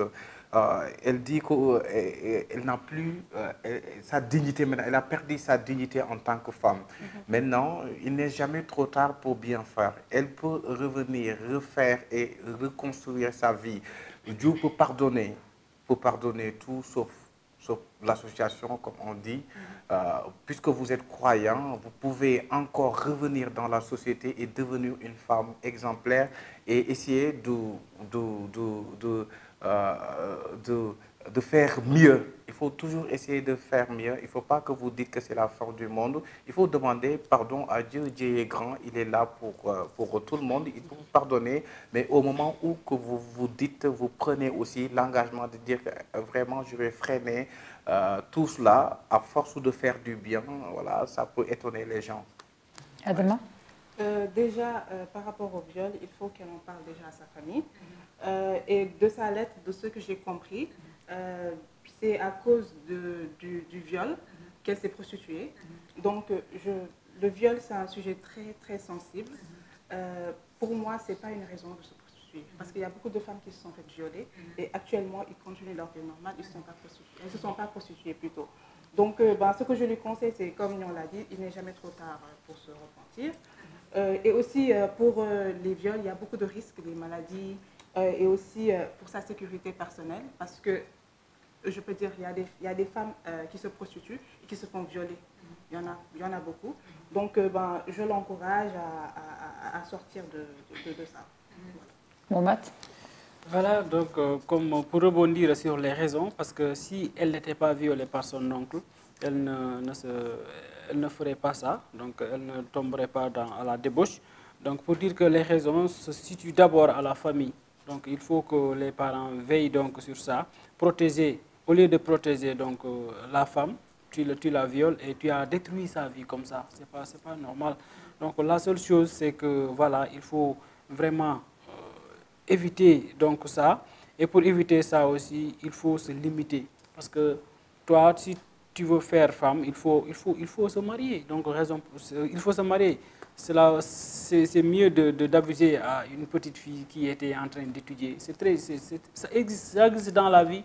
Il y a beaucoup de filles qui ont abandonné l'école, c'est ça. Il y a les grossesses non désirées et elle a peur aussi de se dévoiler. Pour peur de quoi? Personne ne va pas le croire parce qu'elle n'a pas le mot dans la famille. Ça aussi, c'est anormal. Donc, en tout cas, moi, je lui conseille de croire en Dieu. D'abord, il fallait, au lieu d'aller faire donc, la prostitution, pourquoi pas? Il y a les autres membres de la famille. Il va sortir ou bien voir l'imam, se dévoiler et dire comment les choses se sont passées. Mais parfois aussi, les filles ont cette attitude-là. Voilà, moi, comme que je ne suis pas une femme, je vais faire ce que je veux. Non, il ne faut pas être libre à chaque fois. Il y a des personnes qui sont là, qui peuvent te conseiller de bien faire. Il faut s'approcher d'elles. Voilà. Thiam? Oui, en écoutant cette lettre, on a vu que c'est une fille qui est allée loin. Elle ne sait pas quoi faire pour revenir et faire partie de la société. Mais ce qui est bon à savoir que c'est dans la vie, il ne faut jamais dire c'est trop tard. Il y a toujours des possibilités pour revenir. Et elle doit savoir que la vie est faite d'obstacles. Plus qu'on vit, plus qu'on rencontre, les obstacles seront plus lourds. Mais plus qu'on trouve ces obstacles-là, il faut savoir qu'on apprend à les éliminer. C'est une série d'obstacles à éliminer. Donc, elle doit savoir qu'elle peut revenir et faire partie de la société. Il y a toujours des solutions, elle n'est pas à désespérer. Et comme l'on dit, quand tout semble perdu, c'est à partir de ce moment qu'on doit se ressaisir et pour dire on doit rebondir. C'est ça. Comme les Anglais le disent, end is not the end. End like END. End means effort to never die. C'est ça. C'est-à-dire que end, qui signifie END, c'est pas la fin. La fin. C'est-à-dire que toutes choses, ils veulent nous faire comprendre que toutes choses dépendent de la perception qu'on a. C'est-à-dire que si on voit N, que nous avons l'habitude de classer comme quelque chose qui doit finir, et eux, ils le traduisent comme effort la bois xamanteni c'est-à-dire c'est quelque chose qui continue éternellement. Et ils disent que quand tu vois no en anglais, no, c'est-à-dire que no n'est pas une négation, mais no signifie next opportunities, une autre opportunité. Donc tout dépend de la perception qu'on a. Et dans la vie, il faut savoir que tout peut aller comme tout peut chambouler. Mais il y a toujours une possibilité pour mieux faire. C'est vrai. Alors, Aïda Baye, Aïda Baye, franchement, bon au début de ce courrier, bon, c'est vrai que ça, en tant que femme, on est tout de suite atteinte, on est tout de suite touché, parce qu'elle a subi un viol, et j'espère bien que l'oncle a été puni. J'espère en tout cas qu'il y a eu quand même... On ne punit pas ces gens-là. Elle a peur, elle n'a pas dévoilé ça. Personne ne sait. J'espère qu'il sera puni donc un jour. Mais en tout cas, c'est clair qu'Inch'Allah, il sera châtié par Allah. Ça, c'est une certitude. Voilà. Alors, le conseil que je vais lui donner, et franchement, j'aime pas... Pardon, hein, mais moi, je suis tellement sincère. Voilà, j'ai du mal à conseiller une prostituée. J'ai même pas envie de... Ouais, non, c'est vrai, pardonnez-moi. Mais j'ai du mal même à me dire, je vais conseiller prostituée, quoi. Hein? Donc déjà, tu sais que c'est interdit... facilité, c'est pas une raison. Comme tu l'as bien dit, moi, ma présentatrice favorite des États-Unis, Oprah Winfrey, a été violée. Elle ne s'est pas prostituée. Elle est milliardaire aujourd'hui, présentatrice télé. Hein, tu comprends un peu. Il y a des femmes qui ont subi viol, plus grave encore que viol qu'elle a subi, hein, mais elles sont aujourd'hui des chefs d'entreprise, des mères de famille respectables. Donc c'est pourquoi j'ai du mal à vraiment me mettre à sa place aujourd'hui. J'y arrive pas. En général, je commente et je donne des bons conseils. Mais là, aujourd'hui, franchement, j'ai même envie de dire que je vais faire le next, quoi. Mais ça se fait pas, quoi, parce qu'on était une émission, tu as vu. Mais voilà, je ne cautionne pas la prostitution. Je ne la cautionne pas. Et le fait de me dire que je dois conseiller une prostituée aujourd'hui, j'y arrive pas. Je n'arrive pas. À part, fallait pas nous écrire aussi, quoi. C'est pas facile aussi. Pourquoi nous écrire aussi, hein? Moi, pardon, que Dieu me pardonne. Hein. Chacun a sa part dans l'émission Coulée du cœur. Voilà. C'est ça. Voilà, et donc moi, j'arrive pas. Ah, mais il le faut. Parce moi, je veux juste que il a besoin de l'aide, quoi. Donc, ne sera, en tout cas, ça a été soutenu par Thiam, ça a été soutenu par Adama, Nyan et Momat. Voilà, c'est 4 soutiens, voilà, c'est des grands soutiens. Elle fait aussi des efforts pour Mais arrêter. moi, je veux que l'oncle soit puni. Voilà. Par contre, je pointe du doigt l'oncle là qui a gâté sa vie, comme tu as dit, il a gâté sa vie. Et donc, voilà, pour elle, c'est la cause, parce qu'aussi son esprit est faible. Voilà, son esprit est faible, parce que quand même, faut être faible mentalement. On a vu dans les micro-trottoirs qu'il y a une femme qui a parlé de résistance, qu'il fallait être résistant et ne pas succomber à la facilité. Mais ces genre de situations, il y en a beaucoup dans les familles, et que ces femmes violées se taisent avec. Voilà. Donc là, on parle d'inceste. Il y a beaucoup d'inceste dans la famille. C'est ça. Et puis vraiment, ces femmes-là, elles ne peuvent pas dénoncer là, ou bien comment elles vont parler ça. C'est difficile. Ça les traumatise psychologiquement. Et ça, c'est un véritable problème. Et des gens, voilà, essaient tout le temps d'enterrer ça parce que c'est mon oncle, c'est mon frère, c'est ma famille. C'est ça qu'il faut éviter. Voilà, c'est ça qu'il faut éviter. Voilà. Ils ont peur de disloquer la famille et tout ça. Mais vraiment, c'est dur. Hein? Parfois, ils vivent dans de très difficiles conditions, ces filles-là. Parce que certaines même ont peur de se remarier. C'est clair que maintenant, le mariage n'est plus d'actualité. Hein. Donc, pour que ces femmes-là veuillent se remarier, tout de suite, il y a l'image de l'homme déjà. Ce n'est pas le mari, d'abord, c'est l'image de l'homme. Et elles vont toujours avoir en référence un homme qui a violé, qui a abusé de son propre corps. C'est vrai que ce n'est pas facile. Après, c'est un grave problème psychologique qu'elles ont subi. Hein. Donc là, effectivement, s'il n'y a pas des cellules de psychologie, comme on l'a dit un jour, ça va être très difficile de reprendre confiance en soi, de vouloir se faire du bien, de vouloir croire en soi. On leur a volé quelque chose, hein, et que jamais elles vont retrouver dans leur vie. Hein. Jamais. Alors, j'aimerais savoir, il y a un sondage qui a été effectué quand même dans le monde, c'est très grave. Hein. Une étudiante sur 3 se prostitue dans les pays sous-développés. Mais bien sûr, c'est leur situation. C'est leur situation. C'est ce qui se passe dans les universités. Quand on voit dans les universités des voitures Cadillac entrer à l'université à 1h du matin, ils font quoi? Ils déposent leurs filles. Leurs filles ne logent pas à l'université. C'est des gens, c'est pas des autorités qui travaillent là-bas. C'est des autres qui viennent pour chercher les filles. Et ça, c'est des faits qu'on voit toujours. On voit des voitures de luxe à hauteur de 80 millions entrer à l'université. Donc c'est une réalité au Sénégal. C'est une réalité, bel et bien. C'est ça, en fait. Une réalité, vu que la situation familiale, certaines n'ont pas les moyens pour poursuivre leurs études. Donc, n'ayant pas quoi faire, elles vont dire que voilà, je vais vendre mon corps pour poursuivre mes études, ça se voit. Même au-delà des études, il y en a un pagaille pour avoir du travail. Bon, ça, c'est pas... je trouve que ce n'est pas une raison de se prostituer. Parce que ce qui amène la prostitution, c'est la pauvreté, en fait. Mais il y a beaucoup de personnes qui sont pauvres, si je peux dire ça, qui sont pauvres et qui n'ont rien à manger le matin. Mais à chaque fois, ils se lèvent, elles ne perdent pas espoir. Elles vont dans les maisons pour chercher du travail, mais jamais se prostituer. C'est pas une raison. Franchement, ce n'est pas une raison.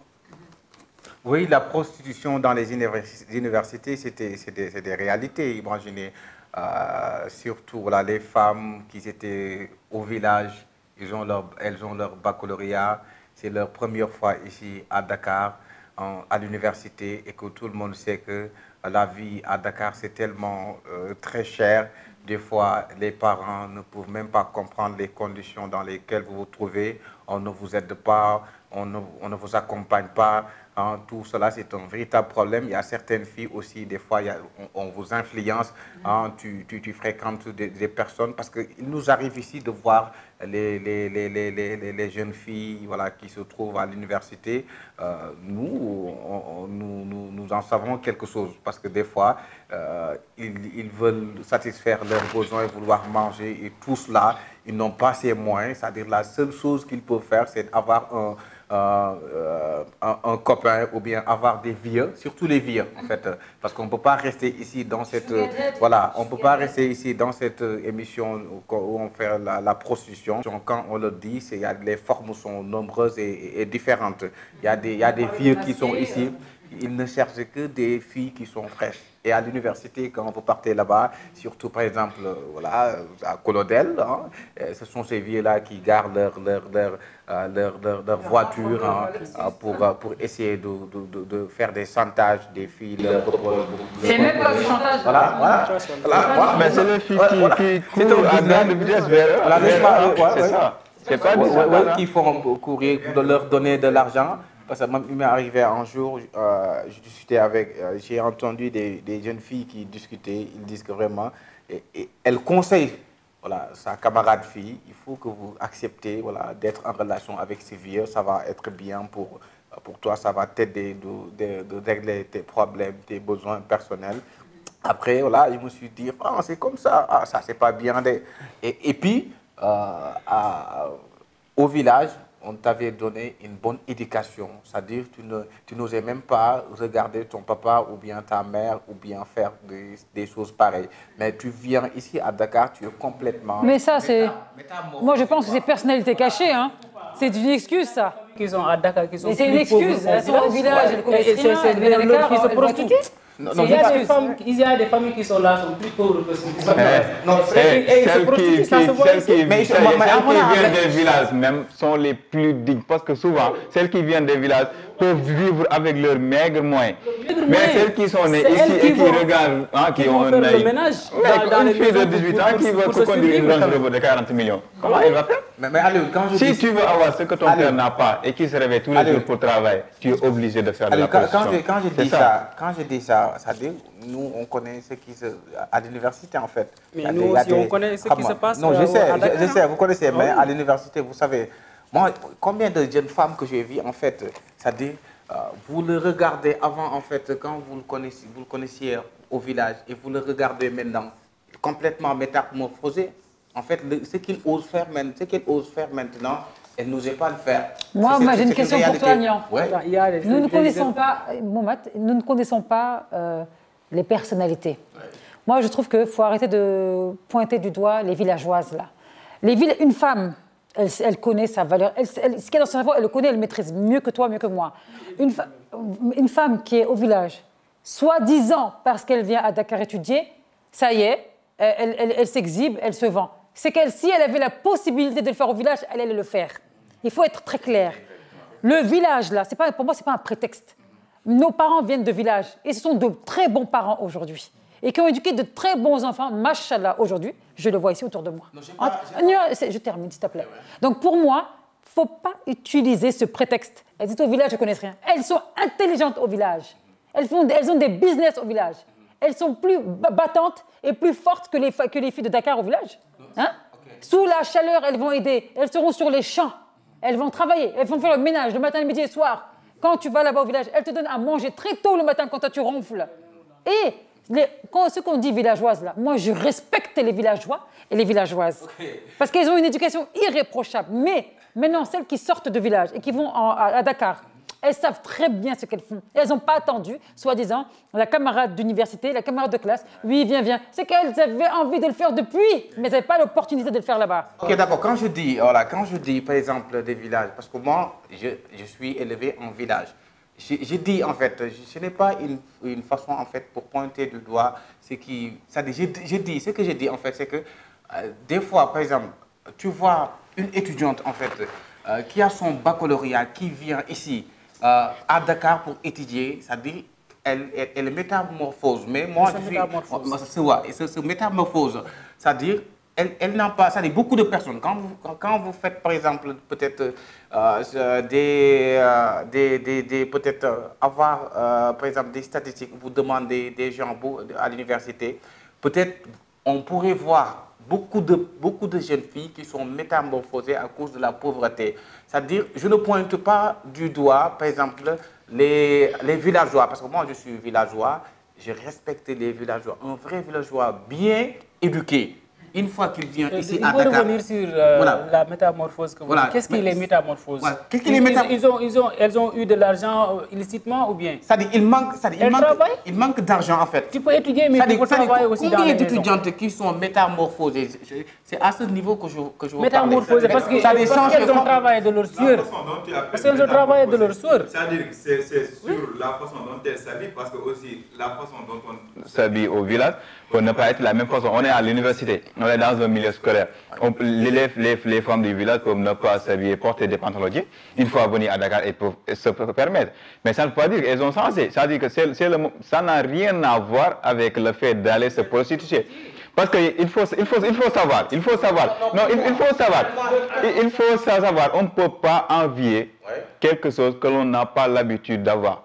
Par exemple, une femme qu'au village qui se satisfait avec 2000 francs la journée peut résister mieux qu'une jeune fille de Dakar qui a l'habitude d'avoir 10 000 francs la journée quand elles n'ont pas l'argent. Parce qu'elle a l'habitude de vivre avec 10 000 francs par jour. C'est ça. Rien ne va les branler et rien ne va changer son éducation.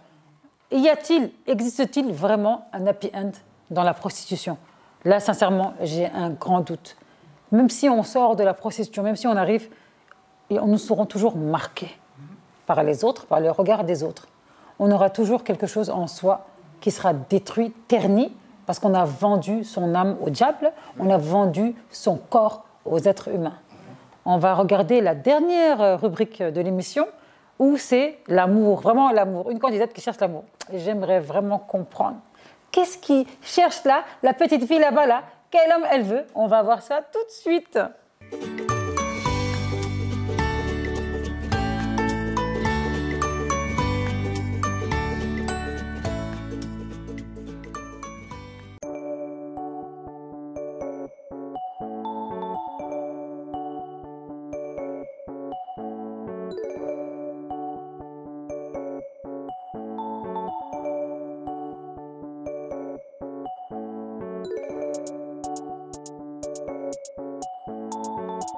Bon, je me présente, je m'appelle Fabien Tudem. Bon, je suis cadreuse et directrice de production Time for Africa. Bon, j'aime danser, faire de la folie. J'aime jouer avec ma maman et manger des chocolats.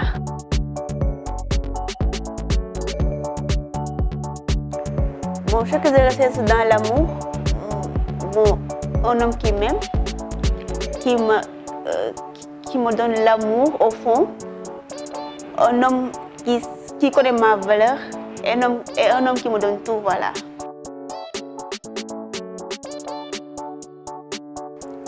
Bon, le couple idéal, c'est un couple que entre l'homme et la femme se comprennent d'abord, la discussion. Bon, et se complémentent entre eux. En fait, c'est la communication, une couple qui s'entraide, qui se disent la vérité au moment et qui communique, voilà. Oui, je crois au mariage en tant que femme musulmane parce que, bon, toute femme désire marier et avoir des enfants. Et là, je veux marier et homme. Je viens me marier à ma fille 2022, ouais.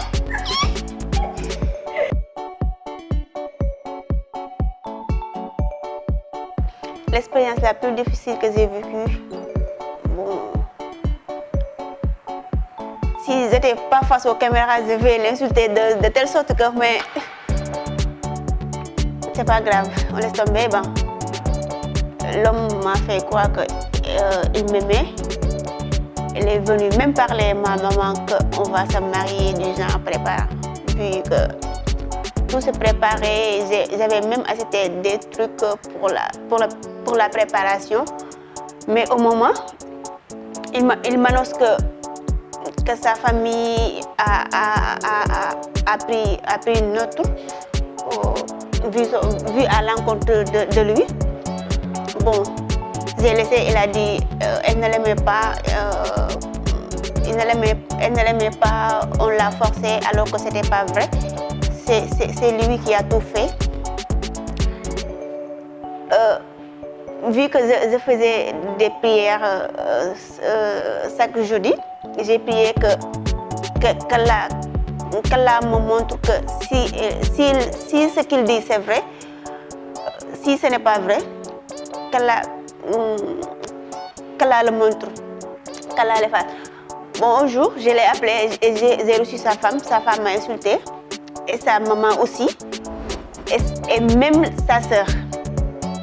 J'ai pris l'appel de descendre à la voiture, de les appeler, de les expliquer toute l'histoire qui s'est passée. Malheureusement, il est un bon menteur, un homme faux, un type hypocrite, un type médiocre que j'ai même parlé à ses parents. Ils m'ont dit qu'ils n'ont pas connu mon nom. Et il a dit que sa maman connaît mon nom, sa sœur aussi, alors que tout était faux. Bon, qu'Allah m'éloigne de ces gens, de type d'homme. Bon, j'ai souffert, j'ai pleuré, j'étais mal, mais alhamdoulilah, Dieu m'a donné quelqu'un de bon, de mon cœur. Et j'aimerais être avec lui jusqu'à ma fin, quoi. Bon, je dirais l'homme parfait, c'est l'homme qui communique avec sa femme, qui parle avec sa femme. Parce que sans la communication, il n'y a rien. C'est la communication qui est la base de tout. Bon, je dirais l'homme parfait, c'est l'homme qui te casse rien, qui est en face de toi et qui te dit la vérité. Un homme hypocrite, un homme menteur, je déteste. Un homme égoïste, un homme qui se dit que moi j'ai ci, j'ai ça, alors que qu'il n'a rien, je déteste. Oui, je suis une femme fidèle parce qu'à chaque fois, on me tord la cou avec des hommes qui mentent par-ci et par-ça. Des fois, je me dis que pourquoi être fidèle? Parce que quand tu es avec quelqu'un et qu'il te trompe, pourquoi il semble bon d'être fidèle avec un homme? Oui, la famille idéale, c'est de former une famille, former un couple avec l'homme que tu aimes, avoir des enfants par-ci et par-ça, oui, c'est ça.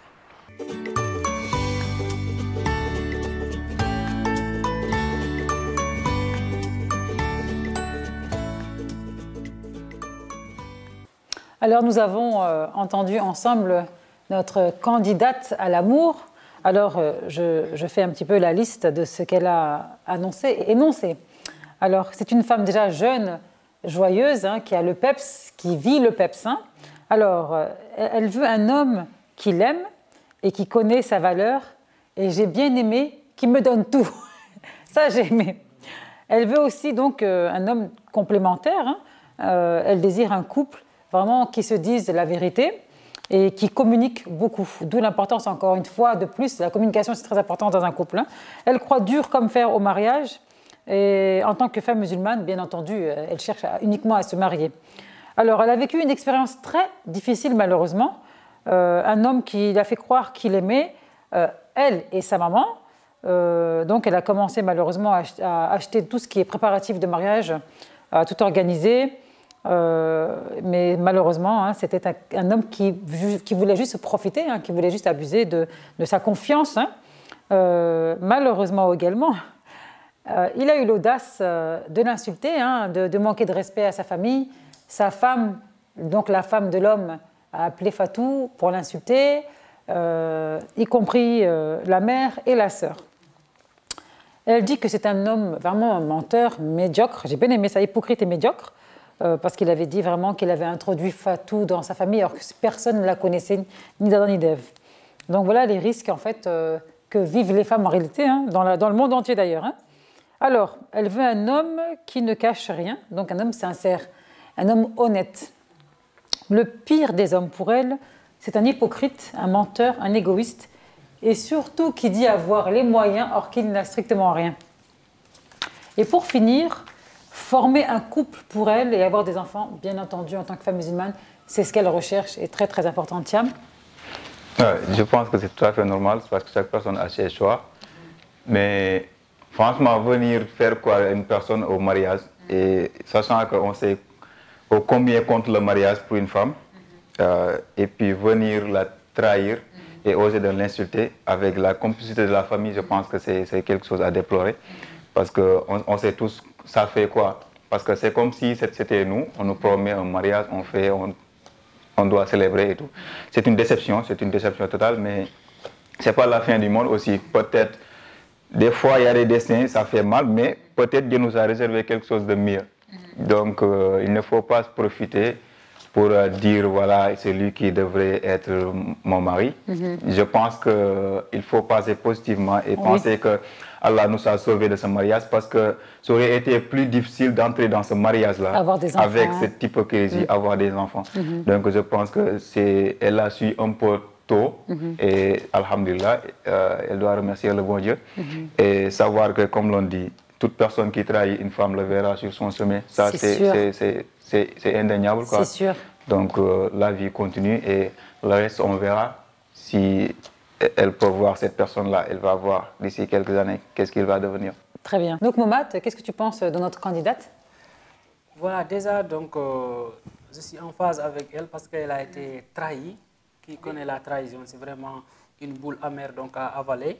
Ça aussi, ça joue aussi dans son esprit, voyant qu'elle est en train même de se venger sur l'homme qui l'a trahi. Elle ne se venge même pas. Elle a juste dit qu'il était hypocrite, médiocre, menteur. Mais elle ne se venge pas, attention. Et en plus, surtout qu'elle a fait un point, comme tu dis, souligné, qu'elle était donc religieuse, elle est musulmane. Elle ne se venge pas, elle dénonce, c'est une dénonciation. Et honnêtement, en tant que femme, je comprends. Hein. Une dénonciation aussi forte, donc voilà, dans les critères qu'elle veut, un homme qui le complémente, mais aussi un homme qui communique avec lui. On dit que la communication, c'est la base d'un couple. Le plus souvent, on le voit dans les couples, comme je l'ai dit, des hommes très autoritaires. Ça aussi, ça ne fonde pas une famille. Il faut aussi être galant, comme le veulent certaines femmes. Voilà, le pire des hommes, un homme qui ment. Donc, là où il y a donc, les mensonges, ça ne va pas durer. Ça ne marche jamais. Voilà. Donc, il faut être droit. Ce que vous avez, il faut le dire, il faut le montrer. Ce que vous n'avez pas, il faut le dire aussi. Pour mettre la personne avec qui vous allez vivre à l'aise. Parce que mentir sur ce qu'on a... à chaque fois. Voilà. Donc, si la personne vous connaît, sur votre situation, vous allez durer. Mais chaque fois, elle voit une chose qui n'est pas vraie. Donc, ça dissuade après, voilà, force, ça dissuade donc la femme. En tout cas, j'ai vu aussi, elle n'a pas misé sur le physique. Côté physique. Oui, j'ai retenu ça aussi, j'ai relevé ça. Donc, pour dire que peut-être ça ne lui concerne pas. Ce qui lui concerne, c'est l'esprit de l'homme. C'est pas que ça ne concerne pas, c'est que pour elle, c'est peut-être pas important. Voilà. Mais ça se trouve, il faut que ce soit beau aussi quand même. Qui veut du niaou, franchement? Okay.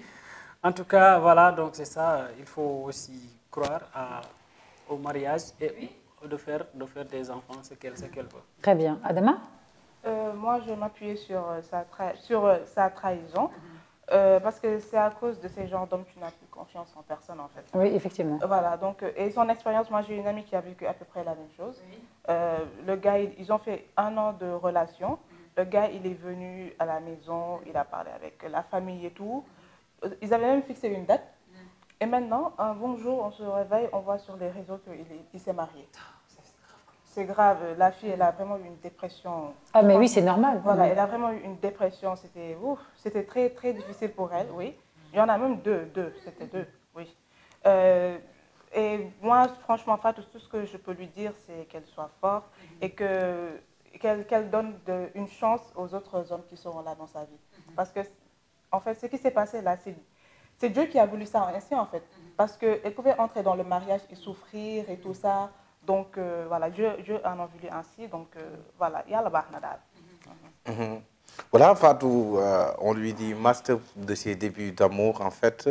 On lui dit quoi? Master, okay. Master de ses débuts d'amour. Elle a été blessée par un homme parce que l'homme, il faisait semblant qu'il l'aimait alors que ce n'était pas vrai. Et que aussi, il faut que les hommes aussi arrêtent de faire mal parce qu'aimer une personne, c'est quelque chose de trop fort. Surtout quand vous dites à une femme, je l'aime, alors qu'au fur et à mesure que vous êtes avec elle, son amour voilà, devient de plus en plus voilà, nombreux, c'est-à-dire ses intentions, ses sensations, son appréciation, son amour augmente de plus en plus et ça c'est tellement très grave et que quand vous décidez par exemple de le lâcher ou bien de le faire mal, ça peut lui entraîner des conséquences psychologiquement. C'est pourquoi des fois vous voyez des femmes en fait qui n'ont plus confiance aux hommes, c'est parce qu'elles ont été maltraitées, parce que l'amour c'est quelque chose de très sérieux. L'amour, il y a certaines femmes qui en manquent. Le manque de l'amour, ça peut entraîner des maladies psychologiques, des stress. Hein. Tu n'as plus envie de rester avec les gens. Oui. Tu n'as pas confiance en personne. Vraiment, ça, j'interpelle les hommes de respecter les femmes, mais aussi j'interpelle aussi aux femmes aussi, parce que des fois, vous voyez aussi des femmes qui veulent être avec des hommes. Elles ne leur disent même pas la vérité. Voilà, il y a des femmes infidèles. C'est-à-dire, c'est une question de, c'est-à-dire l'un, voilà, c'est d'infidélité. C'est-à-dire, je ne sais pas comment nous pouvons expliquer. Il y a un jeu de cache-cache. Voilà, un jeu de cache-cache. C'est-à-dire, dans l'amour, il ne doit pas y avoir ça. C'est-à-dire, quand tu cherches à tromper l'autre et l'autre cherche aussi à te tromper dans le silence, c'est une grande erreur. Parce que c'est ça qui amène toutes ces surprises, toutes ces déceptions. C'est-à-dire, quand on dit une personne, je t'aime, ça doit être vrai. Très bien, très bien. Merci, Nian. Alors bon, je trouve que vraiment, bon, les critères sont corrects, sont très bien. C'est vrai qu'on n'a pas entendu la partie physique, mais néanmoins, comme je dis, on n'a pas forcément envie d'avoir un moche en mari ou en épouse. Hein. Donc voilà, non, moi je suis admirative hein, de son parcours aussi amoureux. C'est vrai que c'est douloureux de vivre une trahison. Que ce soit en amitié ou en amour, c'est très douloureux à vivre. Effectivement, ça peut mener à la dépression si la personne elle n'est pas très forte mentalement. Mais bon, je vois que Fatou, c'est une boule d'énergie positive. On voit même à ses dires, elle est très rigolote, très souriante, directrice de production quand même, donc intellectuelle. Je pense qu'elle n'a pas de problème pour retrouver quelqu'un demain. Et je pense fermement qu'elle n'a peut-être pas... elle a souffert, mais c'est bon qu'elle a tourné la page, quoi. Elle n'est pas dedans, dans sa bulle négative, je ne pense pas. Je lui souhaite de retrouver quelqu'un de très très bien. Et évidemment, c'est Dieu qui donne les mariages, comme Adam l'a dit. Hein. C'est Dieu qui donne les mariages, c'est Dieu qui donne les naissances. Ce n'est pas Dieu qui donne les mauvais actes. Ça, je tiens à le dire. Ça veut dire que dans le Al-Coran, les bonnes choses, c'est Allah. Ça, il faut vraiment que ça rentre dans nos têtes. Les mauvaises choses, c'est l'être humain qui a pris la décision de le faire. Voilà. Donc, c'est Dieu qui a fait que ce n'est pas lui le mari. Maintenant, le mauvais acte, c'est lui-même. Hein, c'est l'homme lui-même. Maintenant, j'espère qu'en tout cas, je ne sais pas, je ne connais pas la situation de l'amour de certains sur le plateau. J'espère que ce n'est pas Alioune Thiam qui a fait la trahison. Non, mais pas. Hein? J'espère que ce n'est pas Alioune Thiam. Hein? Ça y est, non. Mais en tout cas, voilà, bon, je vous souhaite à tous vraiment de rencontrer la perle. Merci Thiam d'avoir participé à ce débat riche en négativité, parce que c'est quand même dans la prostitution. Mais voilà, on a voulu un petit peu, comme je disais en début d'émission, lever le voile sur la prostitution, pourquoi les femmes et les hommes se prostituaient. Et on a vraiment conclu que c'était en réalité l'argent, le matériel. Merci Nian. Voilà, merci Kumba. C'est un réel plaisir de partager encore une fois cette émission. On est tellement très contents, comme je l'ai toujours dit, hein, quand c'est magnifique, c'est la Time for Africa. Merci Adama. Merci à toi Kumba. Un autre courrier, la semaine prochaine, Inch'Allah. On espère un thème plus gai, ou bien? Oui, Inch'Allah, oui. Merci Moumat. Merci beaucoup Kumba et on remercie aussi aux téléspectateurs qui nous suivent chaque fois. Pour dire qu'on est là avec Courrier du cœur, chaque fois ce sont des thèmes qui vous parlent. Donc, exactement. Aux personnes. Exactement. Vraiment, donc, un peu le slogan de TF1, la télévision qui vous parle, voilà, ce sont des thèmes qui vous parlent. Voilà. En tout cas, ça a été riche en informations, surtout on connaît maintenant peut-être ce qu'on sait sur la prostitution, les causes, mais aussi on a essayé de trouver des solutions. C'est vrai. Bon, pour vous, oui, mais moi, je n'ai pas voulu donner mon point de vue sur le courrier. Pardonnez-moi. Tiens, merci. Voilà, merci. L'émission a été vraiment une bonne émission. Et je pense que c'est ça l'importance d'une télé, ça doit être le reflet de la société. Donc pour tous les spectateurs qui ont des problèmes dans la vie, ne vous hésitez pas, vous pouvez vous rapprocher de nous et on va partager ensemble pour apporter des solutions et on vous donne rendez-vous à la prochaine émission. Ouais, mais téléspectateurs et téléspectatrices, je ne sais pas si vous entendez bien la voix de Thiam là. Thiam, il perturbe notre plateau, hein. Non, Thiam, il a le flow, le gars, il est américain. Le gars du sang américain, il a le flow. Il te regarde de côté, les yeux comme ça. Pendant le ramadan, on ne va pas tourner avec lui. Tu ne vas pas perturber mon ramadan. En tout cas, merci Thiam. Pour moi, sincèrement, je pense que tout le monde sait que cette langue, elle dit tellement la vérité. Pour moi, c'est un bonheur de tourner avec toi. Tu es très intellectuel, intelligent. Et puis même, tu as une grande prestance, machallah, sur les plateaux. Merci. On le voit, Good Morning Sénégal, Courrier du Cœur. Et dans ton émission Rivalité, que tu vas tourner, Inch'Allah, prochainement, puisqu'on te réclame, on te réclame sur les réseaux sociaux. Quant à nous, Inch'Allah, Rabbil Amin, on se dit donc à la semaine prochaine et probablement pendant le mois de Ramadan. À bientôt.